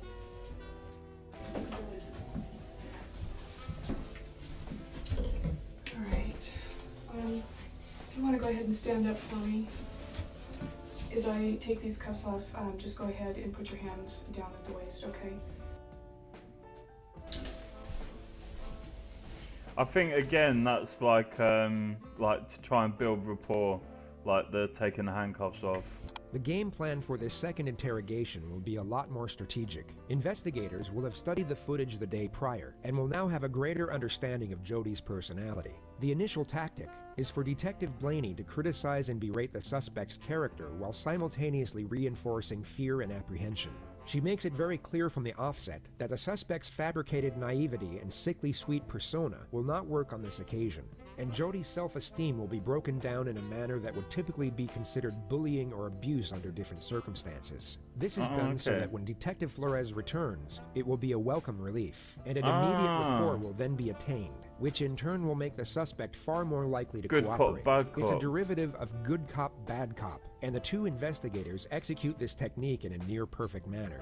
Detective Blaney's time with the suspect is essentially a non-stop psychological onslaught. And they use the male. I think they use the male as the good cop because she feels like she can charm the male or something like that. Is sometimes executed in a passive manner, while other times in a far more direct manner. During the latter stages of the bad cop procedure, Jodi will be asked if she would prefer to speak with Detective Flores instead. This question is posed a total of 5 times, and only on the 5th time will Jodi finally give in and admit that she would. This will give her the impression that when Detective Flores finally returns, it was all her doing, rather than a calculated and prearranged strategy. Interesting. The voice recorder isn't actually for the purpose of recording the conversation. It is a prop to reinforce the perception of Detective Blaney being the enemy, and not to be trusted. You'll notice that when Detective Flores returns, this device will be switched off, therefore reinforcing the idea that he is the friend who can be trusted. Today's date is July 16th, and my name is Detective Rachel Blaney, and I'm here with Jodi Arias. Is that how you say your last name? Arias. Okay, I'm sorry. This is just formality, and this is, if I have to, write up a report of what we talked about, at least I know word for word, what you said, and there's no mistakes. Okay. The reason that it's almost like she said, if I have to write a report, as if like she's got a chance. She's saying she's got a chance to explain herself still, like so they can lock her further into her life. To talk with you this morning. There's a couple of reasons actually. Let me say this: it's obvious to me that you're not our typical suspect. No, you're not wired properly. You come from a good home, a good family. Your parents obviously care about you. That was evident, when we talked to him yesterday. And you're a bright girl.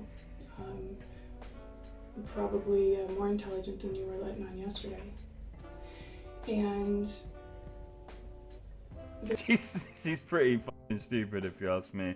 I think she's just saying that to butter her up a little bit. There's no question in my mind or any of the other investigators' mind that you were the person that took Travis's life.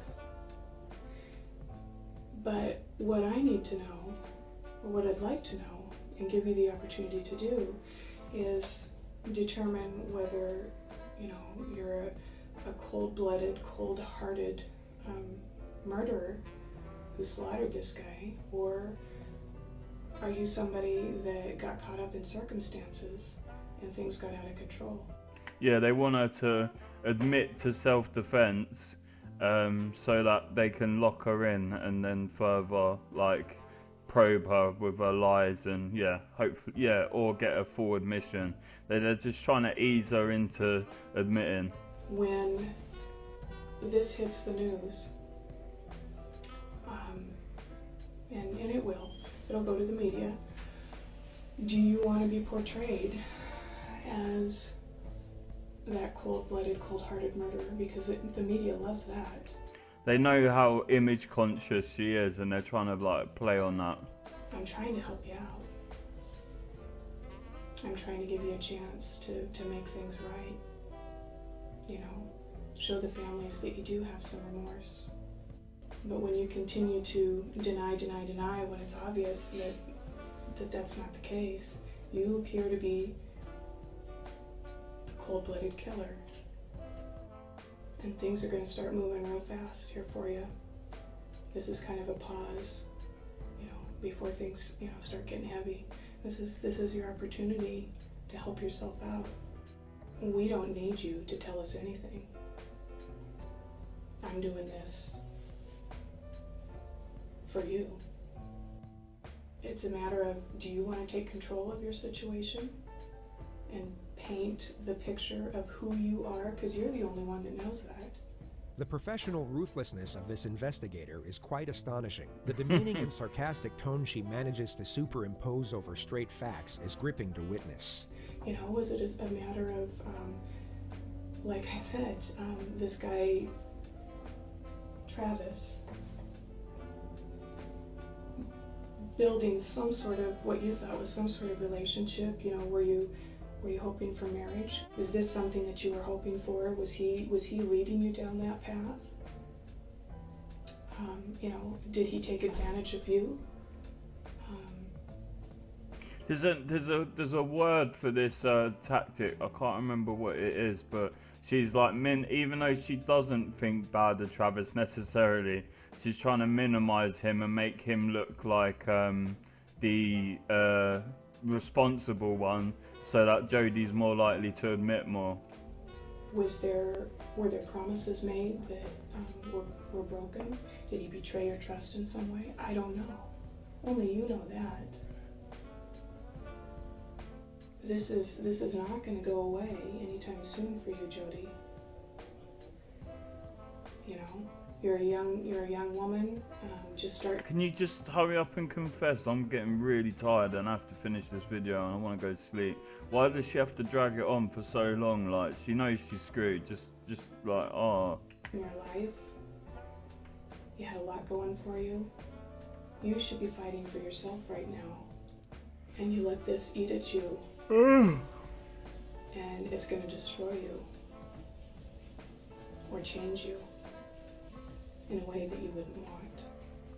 Jodi manages to veer off on trivial aspects of her and Travis's relationship that paint her in a positive light. Officer Blaney makes it very clear that she has far less patience than Officer Flores. With what appears to be a very sympathetic tone, she will snap the suspect's focus back to the element of the murder. As much as I love Travis, I just have always, there's something inside that says he's not the guy you're going to marry. So then what was it? What was it Bullshit. that led up to all of this? I mean, there's got to be something. He's not the guy who will marry you. Like, not like you don't want to marry him. So I honestly don't believe that, you know, that you're cold-hearted and you would just go and just, you know, kill somebody on a whim. That doesn't fit your profile. So what was it that led up to that? You know, you tell me. You tell them. You tell, you know, Travis's family. I'm just trying to fill in the holes there, you know, and just kind of guessing about the emotions. You know, what was it that would make you, you know, so angry or upset?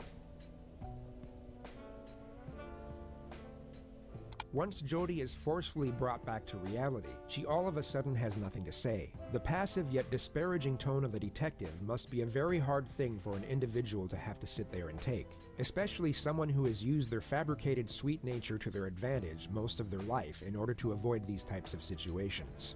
And if you're smart, you'll realize that, you know, you're not going to get a whole lot of other chances to do this, probably none. Once the wheels start turning, they move real fast. And you will be out of control then. You know, I'm a spiritual person myself, and I don't think that I would want that, you know, inside of me. I wouldn't want all of the ugliness of the lies inside of me. Take a minute just to think about what I said.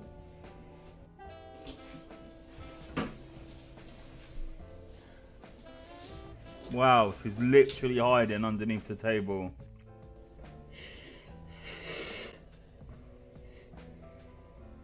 I think Jodi she's genuinely is clearly crying. exhausted and terrified. She, at this moment, was being observed by both Detective Blaney and Detective Flores in another room, and they even contemplated having Detective Flores enter at this moment. They ultimately decided against it, however, and Detective Blaney re-enters the room to maximize this state of dejection. The pressure will now be increased to a considerable degree. Maybe I did have a wrong picture of you. you know, I think they should have got him to come in at that point, because I don't think they would have got her in a higher stress point than hiding under the table crying. all of this time that you and I have been talking, and Then again, like, they're experts, so, and I'm not, so. I got information from your other interview. You are talking about insignificant things at this point. You're talking about money, you're talking about material things, you're talking about everything but. I'm just You're talking about things that just affect the people I care about. You're talking about everything but how bad you feel about Travis. You only respond to my questions. If I murdered specifically Travis, I about would be Travis. very remorseful. I think that I've gotten the wrong picture of you. I think that, you know, maybe I was wrong. Maybe you are that cold-blooded person. They know she's a cold-blooded person. They're just trying to give her a chance to admit to something like self-defense. That they're trying to portray, and you know, I'm just really confused. At this point, you know, maybe you're right. Maybe there isn't anything that you can do to help yourself. You know, maybe I was wrong. Maybe you're not as intelligent as I thought you were. Maybe I was wrong. I don't know what else to do for you here, Jodi. I'm kind of at the end of my rope. You're not going to get a whole lot of people that are trying to help you out along the way beyond this point. And what I'm hearing is somebody who doesn't give a rip about what happened. I'm hearing somebody that's worried about money, your appearance, everything about you. I don't hear anything about Travis unless you're specifically asked. How do you think that looks? Listen, I don't care so much. No, you listen. Whoa! You are not. Jodi was trying to get aggressive then, and the detective was having none of it. Grasping the reality here, Jodi. You are acting like the person that I portrayed, the ugly, cold-blooded murderer. Every time Jodi breaks down, the detective immediately focuses on Travis's family. She makes it abundantly clear that she has absolutely no sympathy for the suspect despite her best efforts. I know Travis's family is struggling with why, and that would be the one thing that would give them closure. They may never like you, but I think that they would be appreciative of why their son's life was taken. I know if it was my child, that's what I would want. And I know that you're not a mother, but all women have those mothering instincts within them. And I think Can you imagine her being your baby mum? That would be terrifying. you can understand that, what I'm saying. Was I off base, Jodi?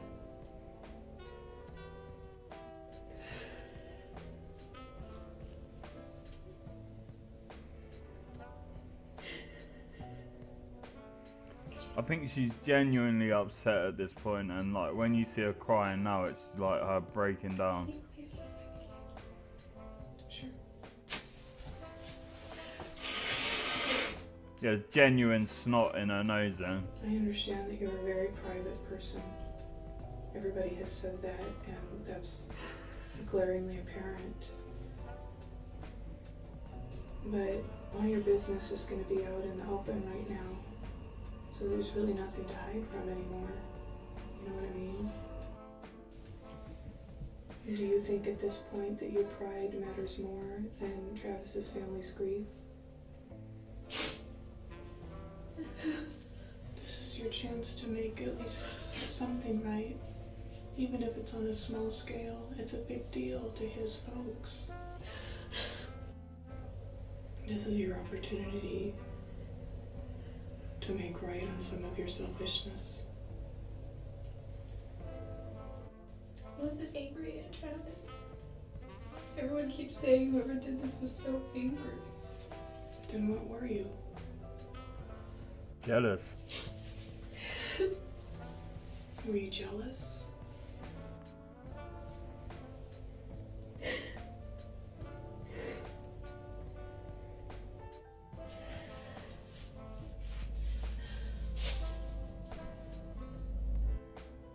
Was he expecting you to come over that day?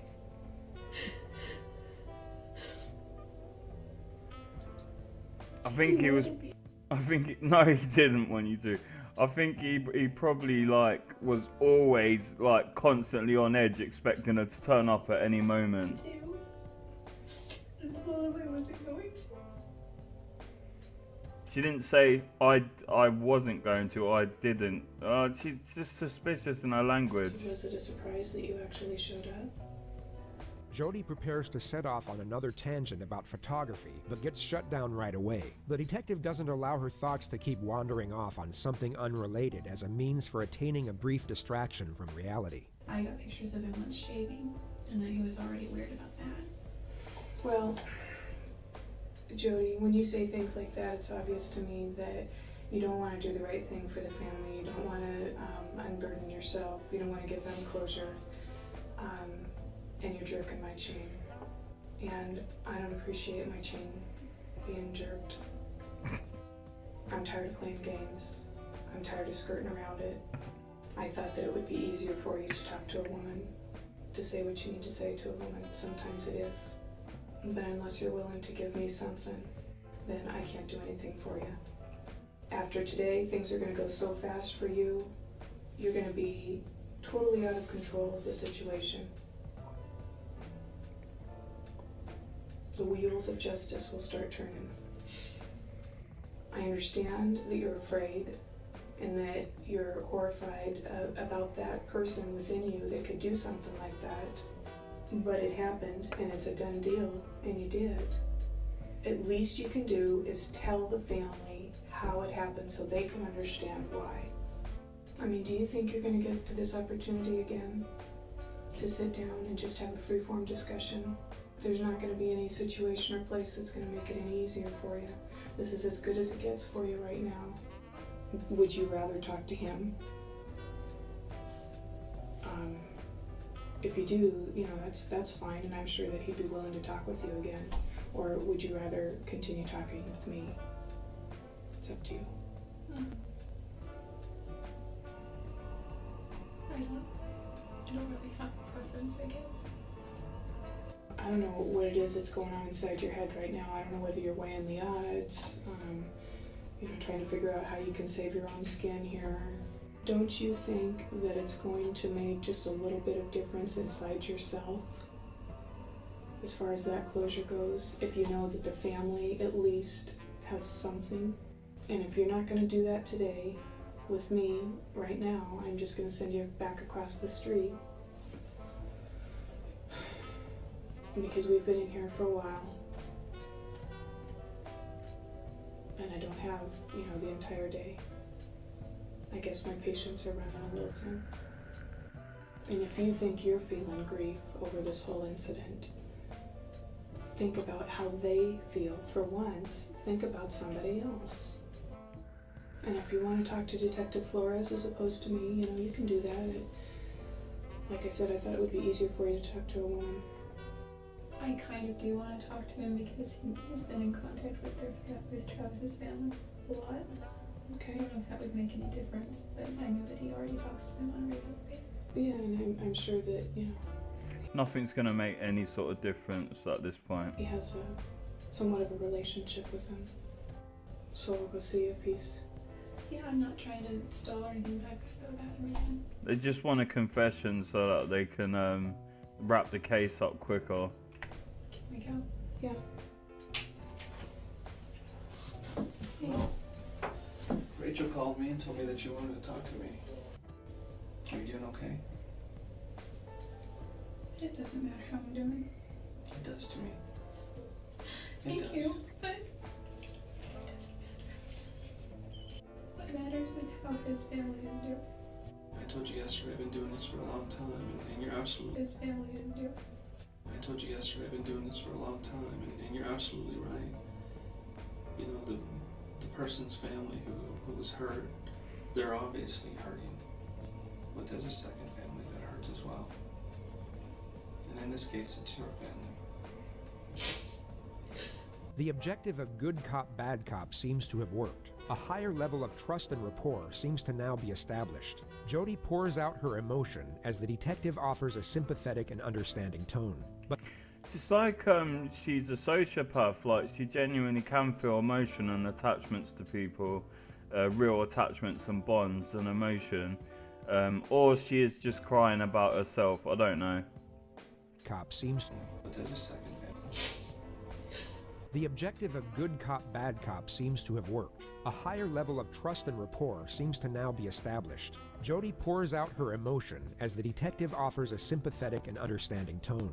But then something very interesting happens. Once she composes herself, she for some reason requests to see the photos of Travis. Not before, but after he was murdered. Many could think she is attempting to give her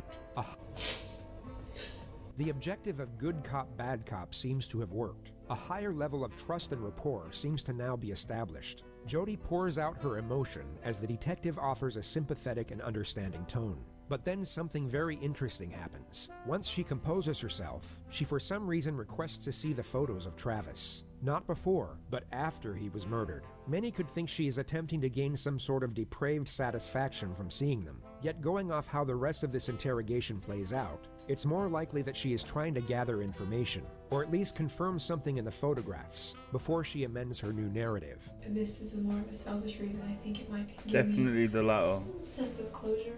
I know it's kind of morbid. I don't even think I really deserve closure. What is it you want to know? She was trying to do the latter, like, from the beginning when she wanted to see the photos. About the photos. Do you want to see the room? Do you want to see the bathroom, or do you want to see him, or is it the photos before it happened that you want to see? I think the photos after everything.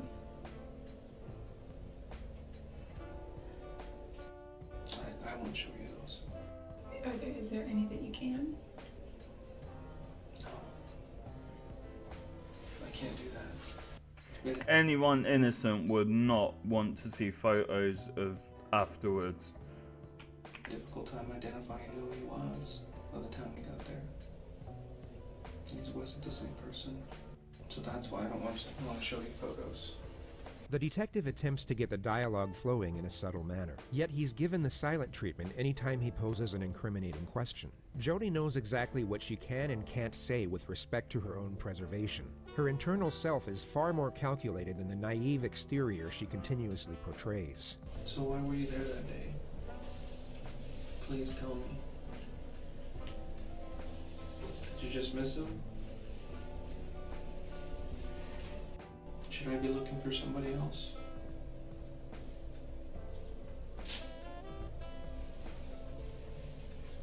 Was there anybody else with you besides you and Travis? Are you protecting somebody else?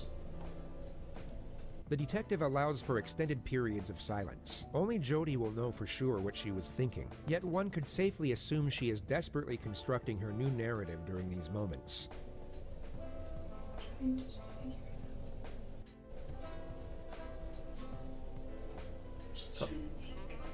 Trying to think how she can get out of it. Happened to me today, and from here on out, if I just told you every single detail that I know, and I gave you a confession, nothing else changes. It's not suspicious at all, saying that. It just speeds up the process.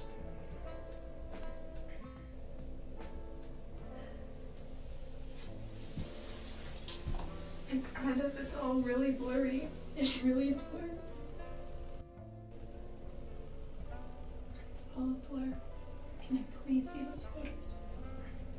Why did you throw the camera in the washing machine? It's dumb. We found blood in the downstairs bathroom where somebody had tried to wash their hands. There's blood on the outside of the washing machine. There's little things that give us clues to what you were doing afterwards. Everybody says he just leaves his doors open when he's home. Trusts everybody. Have you ever seen the movie The Secret? I don't think so. This was the cue for Jodi's next series of insufferable rambles. If I had a stalker like Jodi, I would not leave my doors open, man. Detective valiantly endures this for the next 31 minutes to lower her guard. That's not victim blaming, I'm just I saying. used to go to sleep at night and I would hear gunshots. We weren't in a bad neighborhood, but our neighbor in another neighborhood that wasn't that great, and gunshots carried. And there were, because Salinas is agricultural and there were a lot of fields, and I used to think that there were hunters in the fields with their dogs. They were swinging by and pick up Amy, and I wasn't there, I don't think. I was at work or something. She's deranged. In doubt. I've never been through the temple, but from what I understand, I think that's such a sacred place. And meditating there and being there will help to give you further insight about where. There were 3 fears. One was handguns, which is one of the reasons I got a gun. There was a CHP here in town that said he would take me out and go target practicing. And I went to the sporting goods store several times to see what he had, and they were all in the $500 or $600 range for the kind that I wanted. So they were too expensive, but then there was this one, it was cheap. Jodi's dialogue eventually winds up on the subject of Travis, and how Travis was private about the shower. The detective seizes the moment to catch Jodi off guard. He subtly poses a highly incriminating question in a jokingly manner. He was very private about the shower, like we... Is that why you were taking pictures of him in the shower? No, no. She doesn't deny she was there, only that she wasn't taking the pictures for that particular reason. She doesn't refute what is essentially an accusation, only a part of the context within it. This seems to be the moment where Jodi realizes the holes in her story are beyond repair. She has to admit she was at least at the scene of the crime, and will now start to scramble her thoughts to garner the most self-preserving storyline. Trying to get back down. No,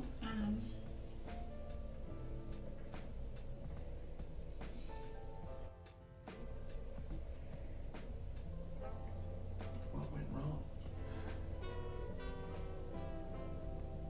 Did he say something to you?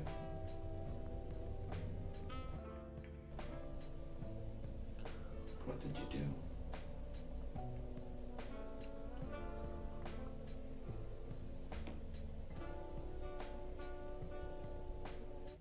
Did you plan on doing that the whole time?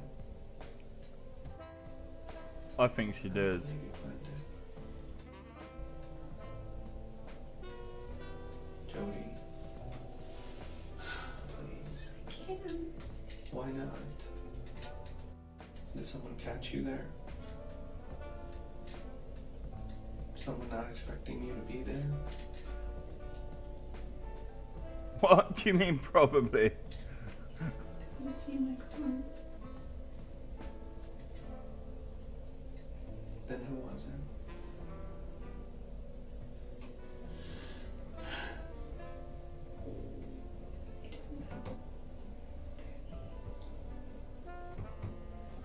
Yeah, you are evil. I can tell you. I can tell you everything that I know or that I remember. Okay. What do you remember? Is there any way I can see those pictures? I just... No, not right now. Can I see them soon? I will. You know. You need to start letting me know what happened. Okay. You're telling me that some other people were there. He was kneeling down in the shower. I don't remember him. If this is his shower and the sink is over here, I was like right here taking pictures. And I don't really know what happened after that exactly, except I think he was shot. Where were you?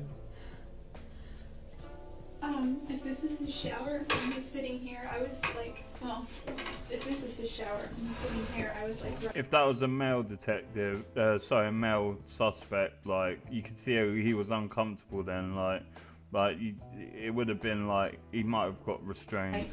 Here, on my knees, and his bathtub is right here, and I was taking him here, and I was just going through the pictures, and I heard this loud ring.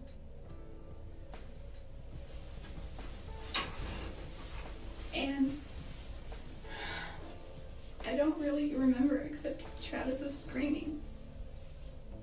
I think she's trying to like act like she's scared, like by hugging her knees to her chest. Either that or it's genuinely like self-soothing behaviour. I got knocked out, but I don't think I was out long.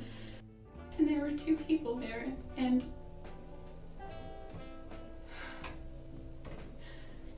What'd you say?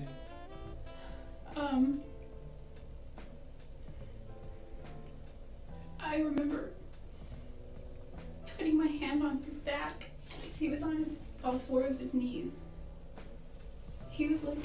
on his knees like this, doing something like this or something like, I don't know. And I was like, are you okay? What's going on? What's going on? He's like, I think he's genuinely scared of her. Every time she gets up, he backs away and gets defensive because like he knows what she's capable of. go get help, go get help. And I said, okay. And I turned around, there were two people there. One was a guy and one was a girl. I couldn't tell that at first, but you could just see one was a girl, and I assumed the other was a guy because their build, and then their voices. Travis was screaming the whole time. He wasn't screaming like a girl, he was just like he was in pain, like he was like shocked, like, oh, you know. What happened, Jodi? What did you see? I took out like a little pig. I ran.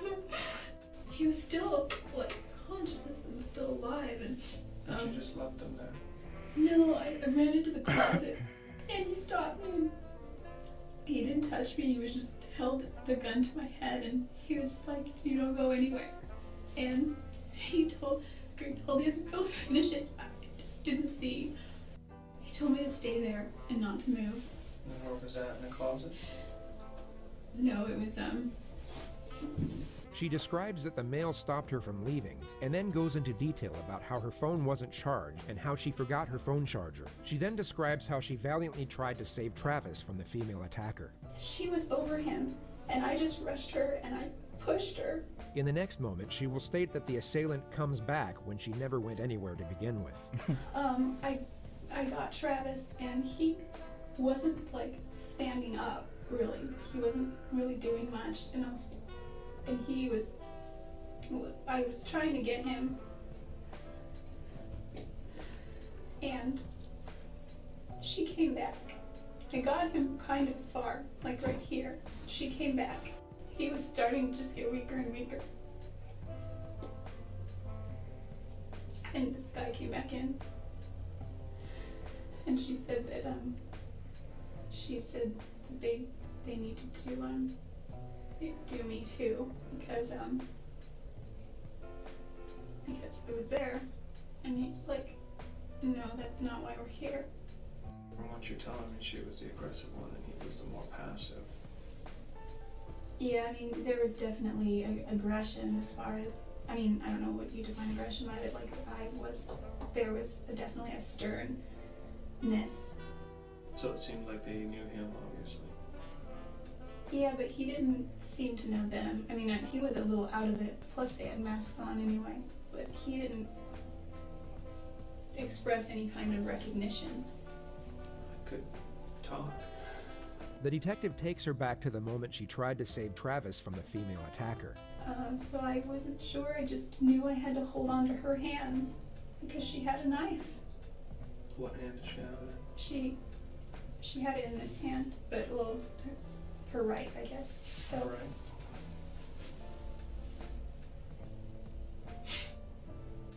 I just said, come on, come on. You know, he was naked, but I didn't care. Just come on. And he's like, I can't. I said, come on. He's like, They actually genuinely want her to be bullshitting like this because she's they're getting closer to a confession, which they don't ever get, but you know. I can't feel my legs. Jodi had obviously Oh seen... man, I wonder if he actually said that, like, to Jodi. That's, oh. a lot of bad movies. Bear in mind, this conversation she had with Travis was supposedly happening as she was simultaneously fighting off a knife-wielding attacker. She glosses over the struggle, and she somehow ends up outside the bathroom. The two assailants are now inside the bathroom, arguing with each other about Jodi's fate. She hasn't stated whether Travis is alive or dead at this point. It wasn't like super yelling, it was kind of like hushed but intense. Like, you need to da-da-da, shut up, it's not over here. Things like that. The male assailant then takes Jodi's registration out of her wallet and looks at her address. He said, She has seen too many bad movies. if you ever say anything about this, he said they'll do to my family the same way and me. No way would they leave a witness there. Like, if they're gonna kill one person, they're gonna have no qualms about killing her as well. And I didn't care so much about me at that point. He said, you need to leave. And don't you call anybody. And don't you say anything. He's I'm giving you one chance. She said she's gonna rat us off. She's gonna say something. And he was like, shut up. He's like, you get one chance. What? Jodi then leaves in her car. She of course doesn't mention the fact that she then left Travis a voicemail to give herself an alibi for not being there. I was really scared. I was really freaked out of my mind. Okay. I don't believe you. But I came in here hoping that you would tell me the truth. And this is not the truth, Jodi. This is all I know. Does not make any sense. I feel responsible because I feel that I could have done more. I feel that I should have gotten help. I feel that I should have been stronger. You feel responsible because you did this. I did not kill Jodi, you Travis. did.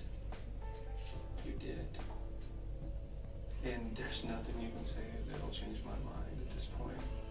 This is an elaborate story which does not make any sense. I've done this for a long time.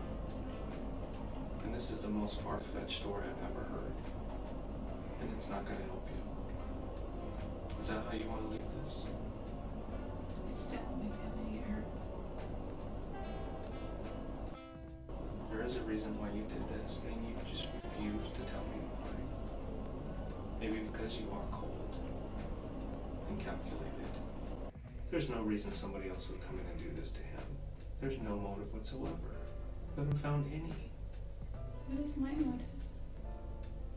Jealousy, anger, fear, fear of being alone, angry at him for not keeping you in his life. I don't know. That's why I'm trying to figure it out. There are so many motives with you.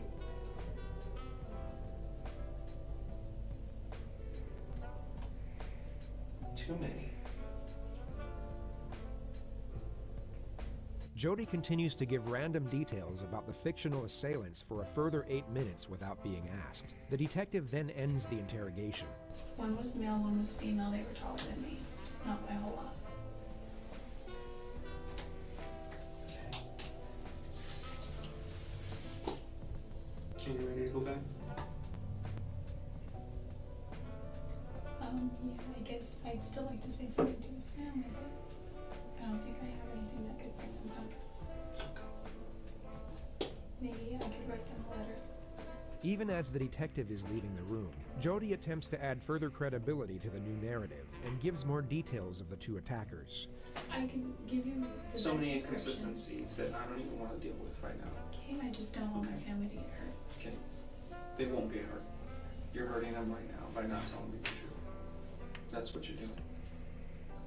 Okay?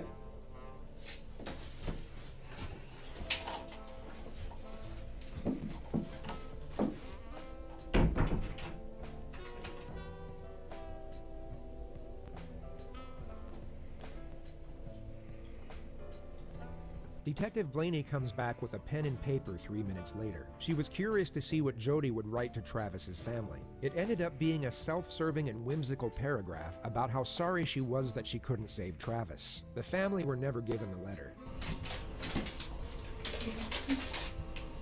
Jodi completely dissects and carefully examines the ham and cheese sandwich before she eats any of it, and as you've probably guessed by now, continues to behave in a rather unusual manner.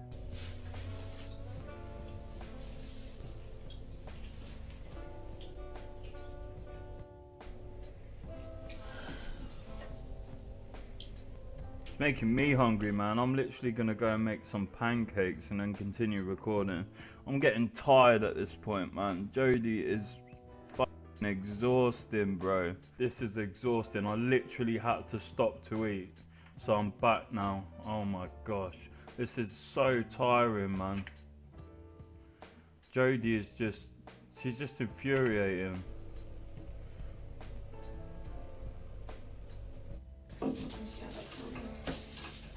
Okay, you ready to go? It looked like she like almost wanted a hug off of the officer then. I think so. Was he a good traveling companion? Oh, he was a great traveling companion for many reasons. Traveling with Travis was kind of like traveling with your own personal comedian or serenader. Jodi not only stuck with her story about the assassination squad, she doubled down and agreed to every media request that came her way. She also stuck with the soft-spoken, sweet-natured, Jesus-loving character that wouldn't hurt spiders, let alone human beings. But she once again fails to realize this fake disposition doesn't match the situation whatsoever. Yeah, if you were sitting in a squalid be jail, outraged. wrongfully accused of murder, and as a result facing life in prison or even the death penalty, you wouldn't be acting like this. She's trying to come across as the innocent girl next door, but she just... You'd be outraged if you was in a position and innocent. You'd be like screaming from the rooftops. Just looks like a terrifying lunatic. I know that he was stabbed some 27 times and shot Whoa. in the left cheek. Who could have done this to him? I don't know. Who do you think killed him? I have no idea. Jodi, you're pretty calm sitting here. How are you managing to stay so calm? Through my faith. Oh my and the word. knowledge of my own innocence. That's the only thing. I would be shaking in my boots right now if I had to answer to God for such a heinous crime. Jodi Arias killed Travis Alexander. Oh dear. There is no question about it. This is Jodi's defense team, and what you just saw was the very beginning of their opening statement on the first day of her trial. The date is January 2nd, 2013, exactly 4 years, 6 months, and 2 days after Travis was murdered. The million-dollar question is what would have forced her to do it. They must have figured the assassination story wouldn't go down well with a jury, especially when confronted with the many steps Jodi took to get away with the murder. So the narrative has now changed for a third time, and the defense have to come up with a plausible explanation for Jodi's trail of deception. The hole she had dug herself into was exceptionally deep, and her attorneys are now crafting the rope to pull her out. Jodi did not always tell the truth about what happened that night. She was scared. Scared about what had happened, and scared about what she had done. She had absolutely no experience with police interrogation before. You don't say. And so when they talked to her, she wasn't always truthful. Her fear and her panic about what had happened led her to tell different stories. Throughout this trial, you will learn more about Jodi Arias. Although not everyone in Travis's family were devout Mormons, all of them were close. He in particular had a very strong relationship with his sister Tanisha, and as you can probably tell, a picture can say 1,000 words. Much more about Jodi. You will find that she's an articulate, bright young woman who's a very talented artist and photographer. And so what would have forced her to have to take Travis's life on that awful day? In order to answer that question, we have to go back to the beginning. The bulk of the defense's opening was to paint Jodi as the naive victim and Travis as the calculated villain. Being a Temple member and an executive director of Prepaid Legal, outward appearances would be very important to Travis.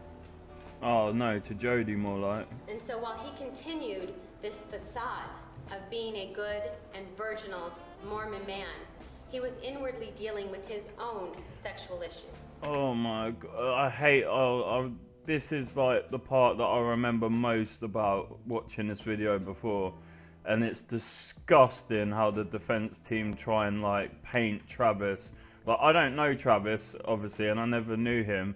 But the way they paint him is just disgusting and obviously not true. And to be able to, I know like someone's got to represent her. But like how can they? I just don't understand how they can live with themselves after like accusing him of what they're about to accuse him of. And in Jodi, he found somebody who was easily manipulated and controlled. Oh, shut up, man! Like she's the one manipulating and controlling everyone else around her. Like no. Provide him with that secretive sexual relationship that he needed. They also mention that Travis was violent with Jodi on several occasions, that he would fly into these sudden rages for almost no reason, and that Jodi was terrified of him. They end their statement with Jodi's latest account of how Travis was killed, which is now a case of justifiable self-defense. I reckon Travis was terrified of Jodi. Like, I reckon he knew she was capable of what she did. I honestly do. Well, maybe not to the violent extent she did it, but I bet he was, like, genuinely scared of her. The attorney gets to the moment Jodi was taking pictures of Travis in the shower. Jodi accidentally drops Travis's camera. And as that camera was falling, that was enough for Travis, because he lunged at Jodi in anger, knocking her to the ground in the bathroom where there was a struggle. Jodi's life was in danger. In just a minute from this picture, we go to the next picture, where it's Travis's body. He's clearly injured already, in a minute. Now that very brief moment of time, a minute, is not the result of premeditation. In that 1 minute, had Jodi not been forced to defend herself, none of us would be here. In that 1 minute, had Jodi not chosen to defend herself, she would not be here. It's almost like she's actually ashamed, like, now she's faced with Travis's family. Like, she cannot bear to look at them. Like, I think that's why she's hiding her face like that, because she's seeing the devastating impact it's had on them. Maybe, like, this is why I think she's a sociopath. I think she is capable of feeling guilt and human emotion. She just generally doesn't. This is not a case of whodunit. The person who done it, the person who committed this killing, sits in court today. It's the defendant, Jodi and Arias. And the person that she done it to is an individual by the name of Travis Victor Alexander, a former boyfriend of hers, an individual that she was in love with, an individual that was a good man, an individual that was one of the greatest blessings in her life. And this love, well, she rewarded that love for Travis Victor Alexander by sticking a knife in his chest. And you know, he was a good man, according to her. And with regard to being a good man, well, she slit his throat as a reward for being a good man. And in terms of these blessings, well, she knocked the blessings out of him by putting a bullet in his head. She took the knife and began to stab him when he was in that defenseless sitting position. This is very important to take note of. The prosecution just referred to this, the last photograph of Travis alive. Their argument is that Jodi either asked him to sit down or at least waited for him to sit down before she began her attack. She knew Travis had to be in a disadvantaged position before she commenced her assault, and the prosecution's argument is that it was at this moment when Travis received a stab wound to the heart. He would have then began to rapidly lose consciousness from that point forward. He attempted to protect himself and escape, but he was soon overwhelmed by his attacker due to the rapid blood loss. The pool of blood outside his bathroom reinforces the argument that his throat was cut after the stabbings, and a coroner's report, which will be revealed in more detail later on, concludes that Travis was in all likelihood shot in the head last. Jodi's version, on the other hand, has to be that Travis was shot first. The reason for this will also be explained later on. And began and stuck the knife in his chest. He struggled. He grabbed the knife. And when he grabbed the knife, of course that resulted in more blood. I pushed the girl who was there, and I was able to get the better of her, and I was about to run out, get out and go get some help. Except that I was then confronted by the guy. This guy started looking through my purse. And lo and behold, in my purse, believe it or not, I happen to have my car registration that shows my address, because that's what I carry around. So they knew, they being this guy, knew exactly where I live. And he said to me, well, if you tell what happened here, the same thing's going to happen to your family. Look, I feel like the dad is barely holding it together, but he's doing a really good job of composing himself. But he's barely holding it together. That's why he's got that nervous tick in his face. There's a different story now. Now, he probably wants to lunge at her. There. Now, it's not that it's two people with whatever variation she may have provided to these national shows. Now, she admits it. It was her. She's the person who actually did this. And even though she says that, she still has a view as to the evidence. And this is exhibit number 248. No jury is going to convict me. Why not? Because I'm innocent, and you can mark my words on that one. No jury will convict me. I also ask that you mark her words while you're marking the guilty verdict for her premeditated killing of Travis Alexander. Jodi spent 18 days on the stand. When she knew what questions were coming, and when completely uncontested, she was very much in her element. She was able to respond to the questions instinctively, and her dialogue came out in a confident and natural manner. You could tell she had each and every one of her responses planned to a T, and had considerable faith that her manipulative prowess would ultimately save her. I don't know why, but they were Spider-Man, and... At this point in the trial, the defense had already detailed how Travis disgusting. was physically abusive, sexually overbearing, and a deep-seated pedophile. Jodi stated that she caught him on his computer looking at images of children, and that Travis had even asked her to wear Spider-Man underwear during sex. The next segment is Jodi's supposed theory as to why Travis had such a request. I do know, however, that the year prior, there's a child he was close with that really liked Spider-Man. I don't know if that had anything to do with it, but...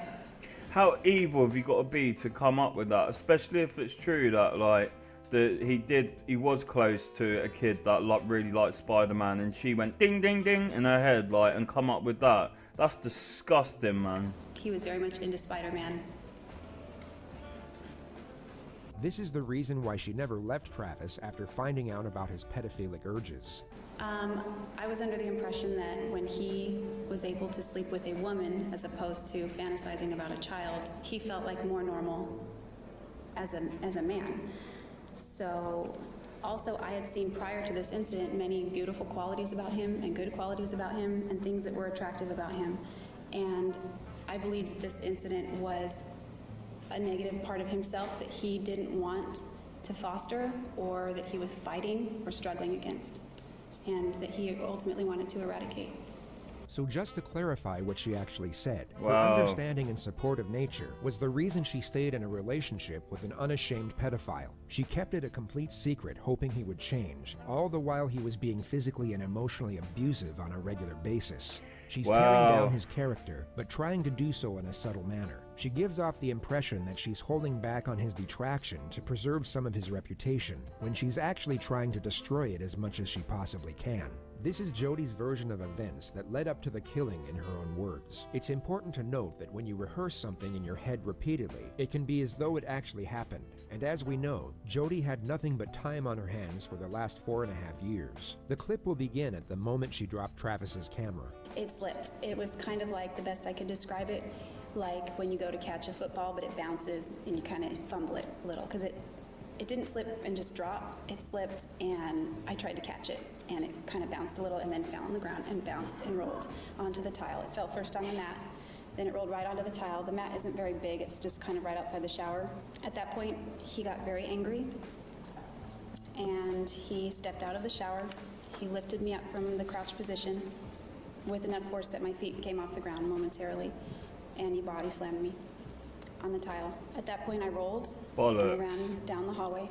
I ran into the closet, I slammed the door. I start running. If you are looking at the diagram, it would be on the left side of the seat. I began running that way with my initial intent to probably run out this door.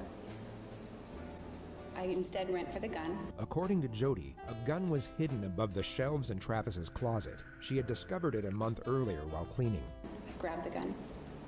Right about then, Travis was opening the door. I grabbed it. I ran out into the bathroom. He ran, I believe, straight toward the door as well. At that point, I had run out of the bathroom, and I turned, and I just wanted him to stop, so I pointed the gun at him, hoping that that would just make him halt. And it didn't. Instead, he lunged at me right around the time that the gun went off, and I didn't mean for it to go off. This is why her version has to be that Travis was shot first. According to her, it was all an accident. There was no intention to actually kill, and Travis's death was the unintended result of his own senseless aggression. So you might be wondering how she can explain the 27 stab wounds and the laceration to his throat.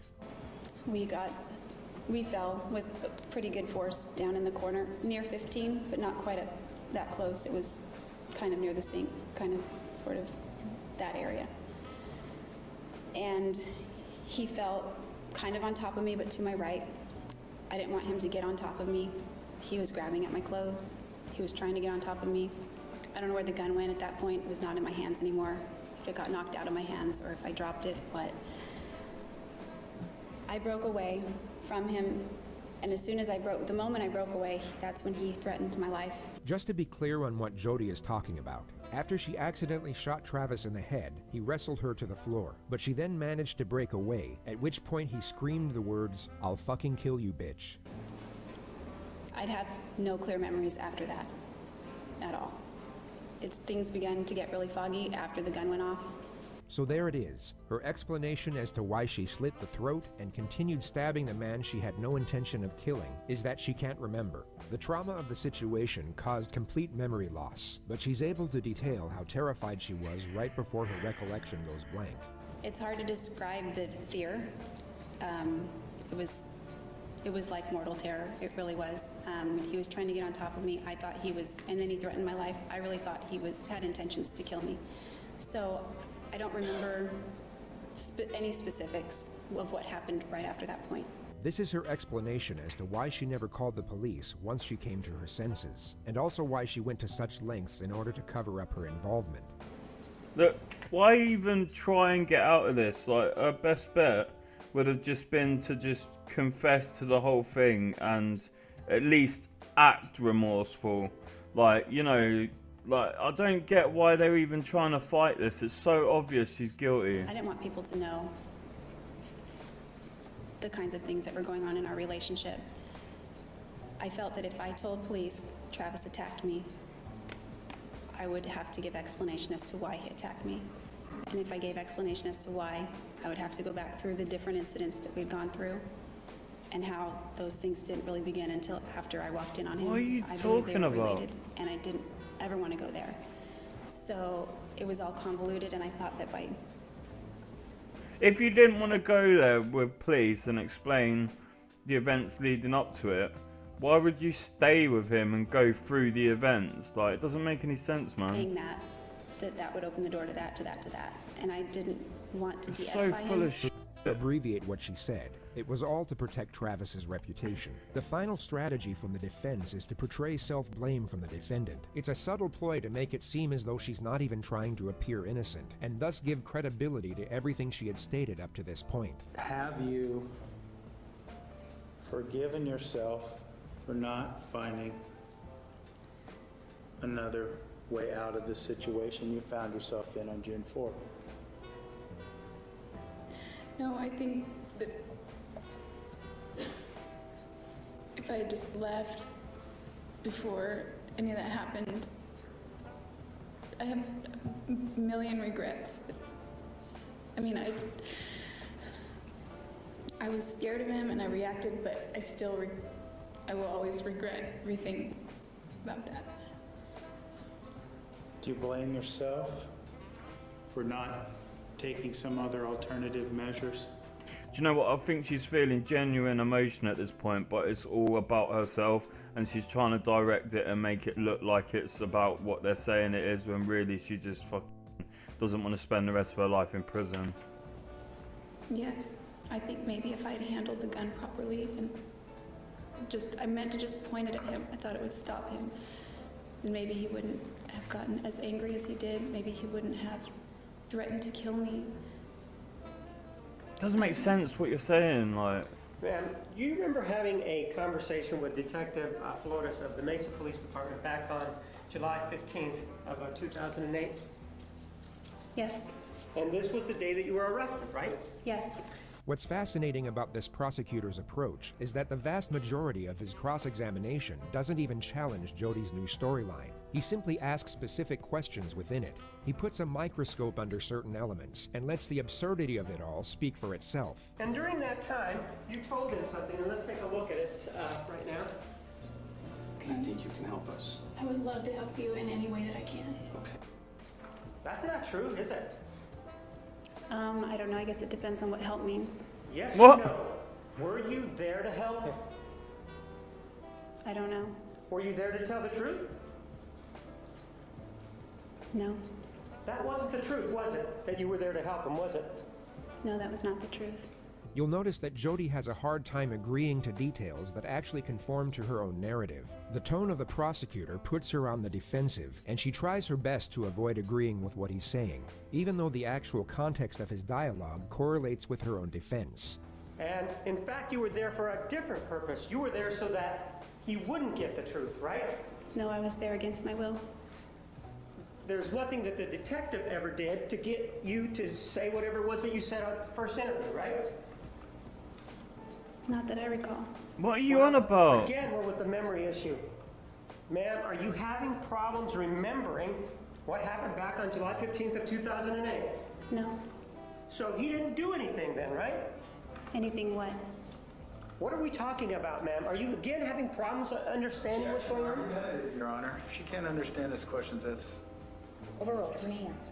I don't understand his question. Yeah, I was gonna say he looks so The confused. detective didn't do anything during the interview to cause you to lie, right? No. So with this interview, you then started to talk about whether or not you had been in Arizona, right? Yes. You said no, you hadn't been in Arizona, right? That's right. That's an absolute lie, right? Yes. And the reason that you didn't want to admit to being in Arizona is because you knew that you had killed Travis Alexander, right? Yes. Ma'am, after that interview, you then had another chance to have a conversation with Detective Flores the next day, right? Yes. And again, it was a voluntary conversation, wasn't it? Yes. And it was the same situation as the day before, right? He sat down, he asked you questions, right? Yes. That's when you changed your story, didn't you? Yes. Because you did not want any consequences with regard to the killing of Travis Alexander, right? I wasn't concerned about consequences at that point. Cross-examination on the actual killing started on day 39. At this moment, Jodi has already explained that she dropped the camera, was body slammed by Travis, rolled away, and had just ran into the closet to get the gun. Imagine going through 39 days of her Oh my word, I'm struggling to get through a 2-hour video, man. Like, oh. Then you just said that you were going over to the closet area to get the gun, right? The corner. And then I'm gonna have to. I know, like, someone died, and that's the tragic part of it. But this is so tiring, man. And then I'm gonna have to go through it and edit it, like, and listen to all the bullshit again. It's just like infuriating. The corner, right? And as you are in that corner, he's coming in through the door, right? Yes. But man, this is a very small closet, isn't it? No, it's bigger than the cell that I live in. It's bigger than what? That's trying to get sympathy, I think. It's bigger than the cell that I live in. It's not a small closet. Ma'am, we don't want to know where you live in. Do you understand that? I'm just using that as reference. It's not small. You understand? Did I ask you where you were living? No. We're clear, right? We do not want to know where you're living right now. You understand that? Okay, sorry. You run into the bathroom, don't you? Yes. You're in a hurry, right? Yes. You want to get away, right? I want him to not get close to me. Well, she really doesn't want to answer his questions. She knows he's got something in the pipeline, I think. You want to get away. That's what's going on, right? I want him to not get near me. That's what's going on. And so what you do then is, according to you, is you then go in here and then you pivot, right? Or turn around. Yes. You have the gun. Which hand do you have the gun in? Both. So you have it out like this with both hands outstretched? Yes. Correct? Yes. And so you have the gun outstretched and he's still not there yet, right? He's still in the closet. He's coming out the door as I turn. So he's at the door now, right? Wait, so if she shot him in the cheek, does that even make sense? Like, wouldn't he be shot in the like right in the front of the face? Like it sounds like she shot him like from the side. I don't know. I don't know the forensics of the case. And according to you, he is on you when you shoot him, right? Not quite on me. I think the gun went off and then he impacted me right shortly after that. And in fact, according to your testimony on direct, he falls on top of you, right? He lunges at me like a linebacker. Jodi used this linebacker analogy a number of times throughout the trial. The prosecutor now asks her to give a visual example. It appeared to have no real tactical purpose, but it was certainly a welcome and somewhat comical distraction for the viewers at home amid the graphic testimony. What the f is she wearing? No, just show me. That's what I'm asking you to do, not talk. Show me. Show me the linebacker pose. He got down and... Well, show me the linebacker pose. That's what I'm asking for you to do. Okay. He went like that and he turned his head. No, Just like that, right? It's not ballet. And he grabbed your waist, right? I can't say it's just like that, but that's what I remember. Well, no, just I want, without talking, just show me the pose. He got down like that. Isn't that ballet? Yeah. All right, go ahead and have a seat then. After he came at you, ma'am, and that happened, did you go down? We both went down. Looked like she did a curtsy. Yeah, right? Definitely not. He's very angry. He's very angry, and this is seconds afterwards, right? Yes. Is he on all fours now? He's on the side of me, grabbing at my clothes and grabbing at me. What happens then? I break away from him and he screams out, "Kill you, bitch." So where's the knife come And then from? what do you do? I don't really remember. I just remember... I don't remember anything at that point, so I would be speculating. So you don't remember a single solitary thing after that, right? The prosecutor for the next several hours would argue the improbability of that being the case. The memory loss caused by trauma would put Jodi's mind in a state of disorganized chaos. Yet her next steps were highly calculated, as we all know. Even going by her own narrative, she knew exactly where to strike Travis with a knife in order to kill him. She also cleaned down the crime scene and deleted the photos from Travis's camera. This argument took over 3 hours to conduct and had to be explained through the scope of mathematics and science. On paper, it was perhaps the most damning part of cross-examination. Yet it was so complicated that much of the testimony could have been lost with a jury. It was in fact the start of day 44 that had the most impact. It involved the time span between the two photographs taken on Travis's camera by accident. The prosecutor's argument is that Jodi would not have enough time to carry out her version of events. He will first get her to recount all of these events in detail, and as she is doing so, will be oblivious to the prosecutor's closing argument. She will begin digging her own grave without realizing it. And it's important to note that all of what she is about to recount occurred in just 62 seconds. This exhibit 161 It's impossible, man. is when the camera, according to you, actually hit the ground, right? I don't know if it's hitting the ground as that photo was taken or not. So you don't know how this photograph was taken then, right? It could have been when I was trying to catch it. I don't know. At some point, the camera hits the ground, right?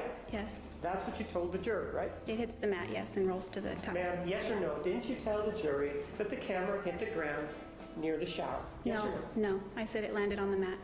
The mat is on the that ground, near the you shower? f***ing idiot. Yes. Is the mat on the floor near the shower? Yes. And the camera hitting the mat, would that be near the shower? Yes. And you then said that Mr. Alexander became very upset, right? Yes. And that's what started this whole thing out, because he sort of stepped out of the shower and then came after you, right? He picked me up. That's coming after you, isn't it? And according to you, those movements culminated or continued when he grabbed you and put you down on the ground, right? Yes. And as a result of that, you said that you bumped your head or hit your head, right? Yes. And maybe it knocked the wind out of you, right? Yes. And that you were in fear at that point, right? Yes, very much. And you were able to fight him off so that you could get away, right? I rolled. You roll away and you begin to run down the hallway, right? Yes. And then you went into the closet, right? Correct. According to you, that's where you went and obtained the gun, right? Yes. When you went into the bathroom, you were able to turn around, if you will, and now you had the gun in your hands, right? That's what you told us, right? Yes. And that's when he was coming at you in this linebacker pose, right? Around that time, yes.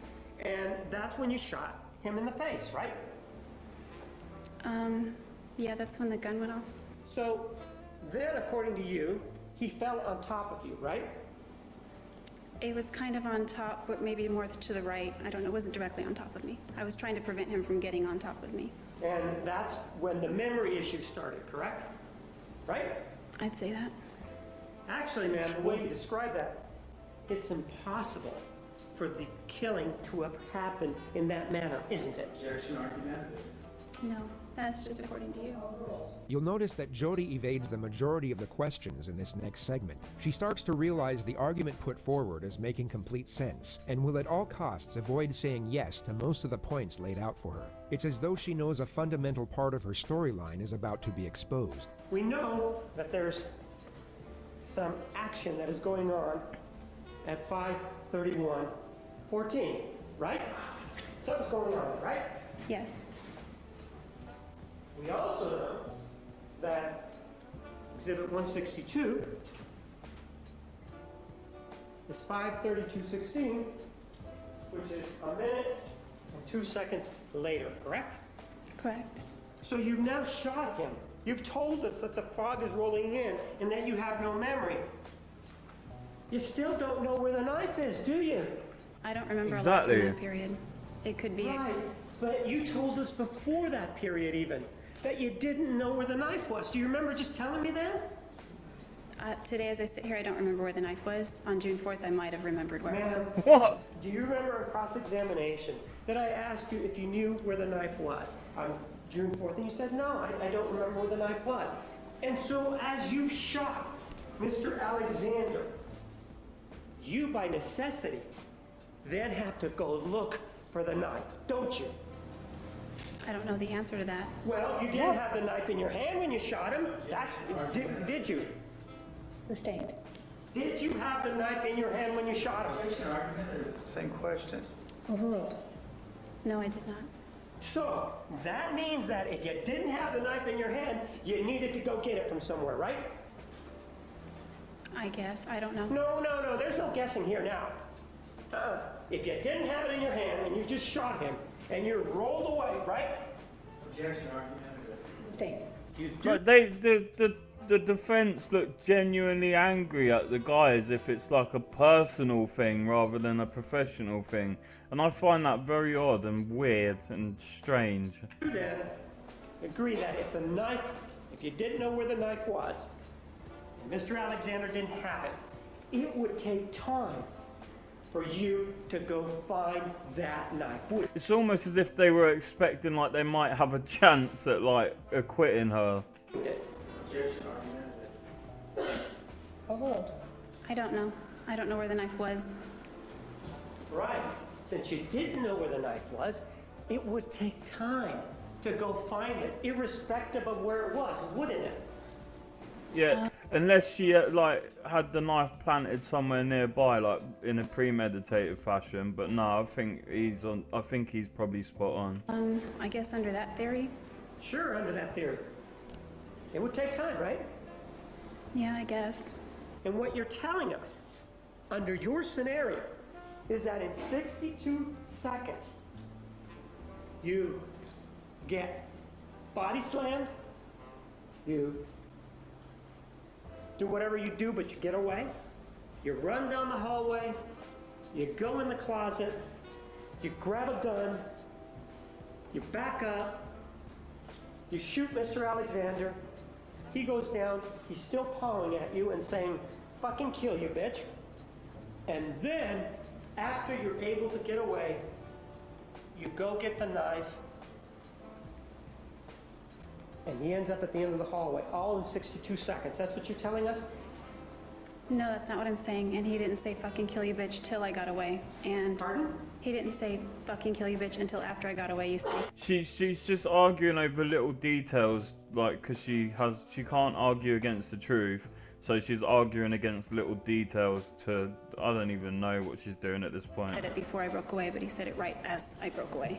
She's just being pedantic. Created a non-argument for the purpose of deflecting from the primary contention. Whether or not Travis said those words before or after she broke away has no bearing whatsoever on the prosecutor's assertion, which he now reiterates. And then you had to go get the knife for everything to occur so that we got here. I don't know all the particulars of what's going on in that picture, so I can't even say if that's true or not. I'm so glad that that picture is blurred out, man. You might be thinking Jodi has an argument here, that perhaps Travis was only shot and not stabbed. This would have given reason for the blood, and contend that Jodi wouldn't have had to go looking for the knife. But the medical examiner found little to no bleeding at the site of the bullet track. The probable reason for this is that Travis was already dead. But there are also medical phenomena that could still prove Jodi's narrative to be true. What she can't prove, however, is that this blood came from the gunshot. You say that he gets shot, right?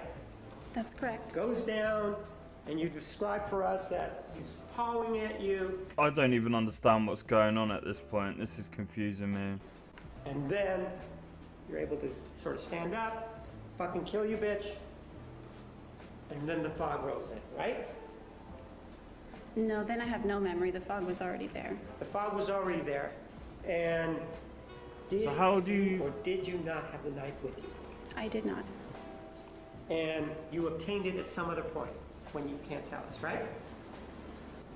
It would appear that way, yes. You say it would appear that way. Let's be clear, there wasn't anybody else there, right? That's correct. And you did stand up at some point. You remember telling us that, right? I believe I did. She got selective and memory. When you stood up, he was still on the ground, right? I don't recall looking back. Pardon? I don't recall looking back.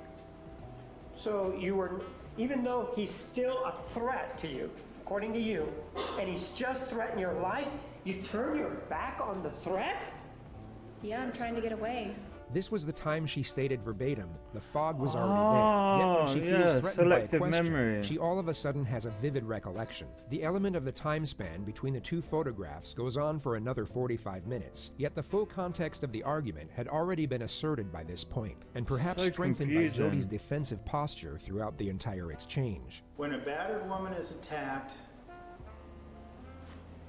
and they're defending their life, they don't know when to stop.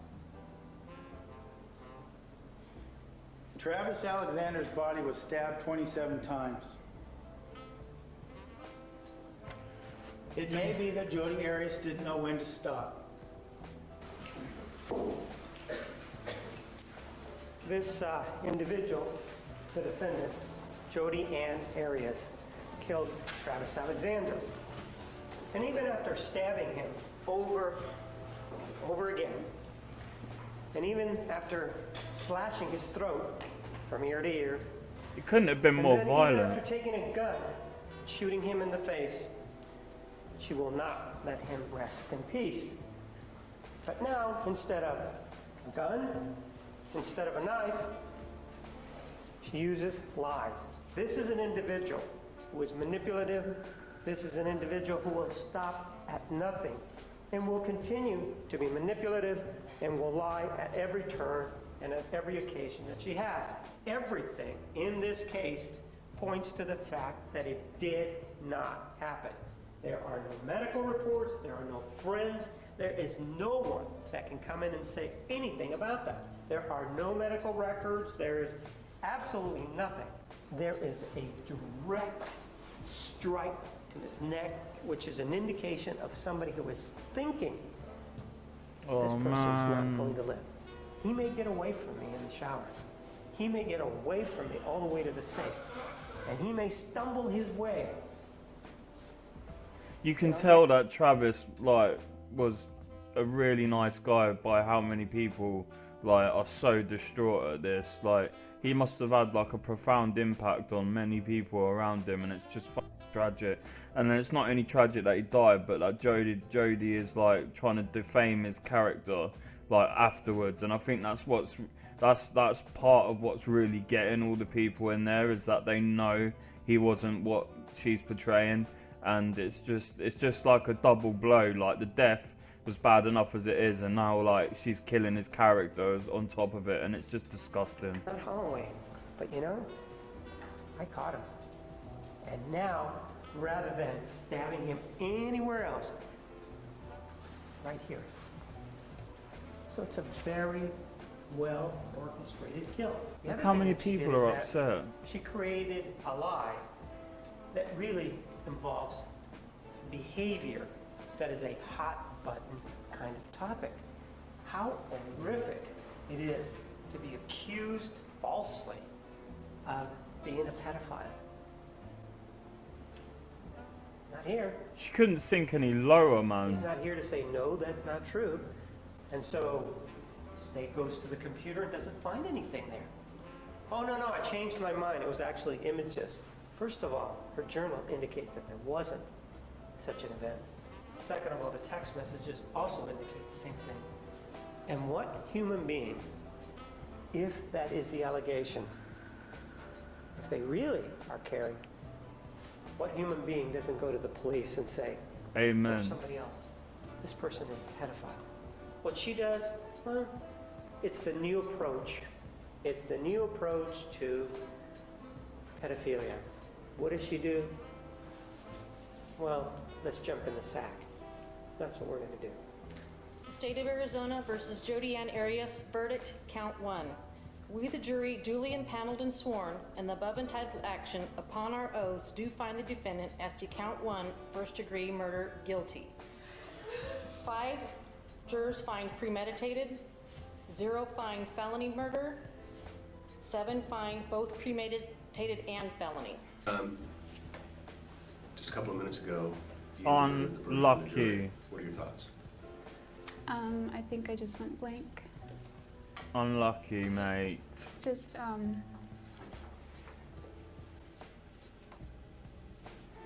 don't know. I just feel overwhelmed. I think I just need to take it a day at a time. Did you avoid eye contact with Travis's family while you were in there? Or did you make eye contact? And what are your thoughts on that? I typically avoided eye contact. Travis comes from a family where they all sort of look a lot alike. So when I see their faces, I see Travis. She's still lying. I see the man that abused me. Oh my word. I don't want to look at that. It is ordered. The defendant shall be incarcerated in the Department of Corrections for the rest of her natural life with no possibility of parole. Jodi Arias is currently housed at the Arizona State Prison Complex. She maintains her innocence to this day. That's horrific, man. She looks like a psycho. Man, that is crazy. Guys, I don't know how long this video is going to be, and I'm sorry for like waffling on for it, but like, wow.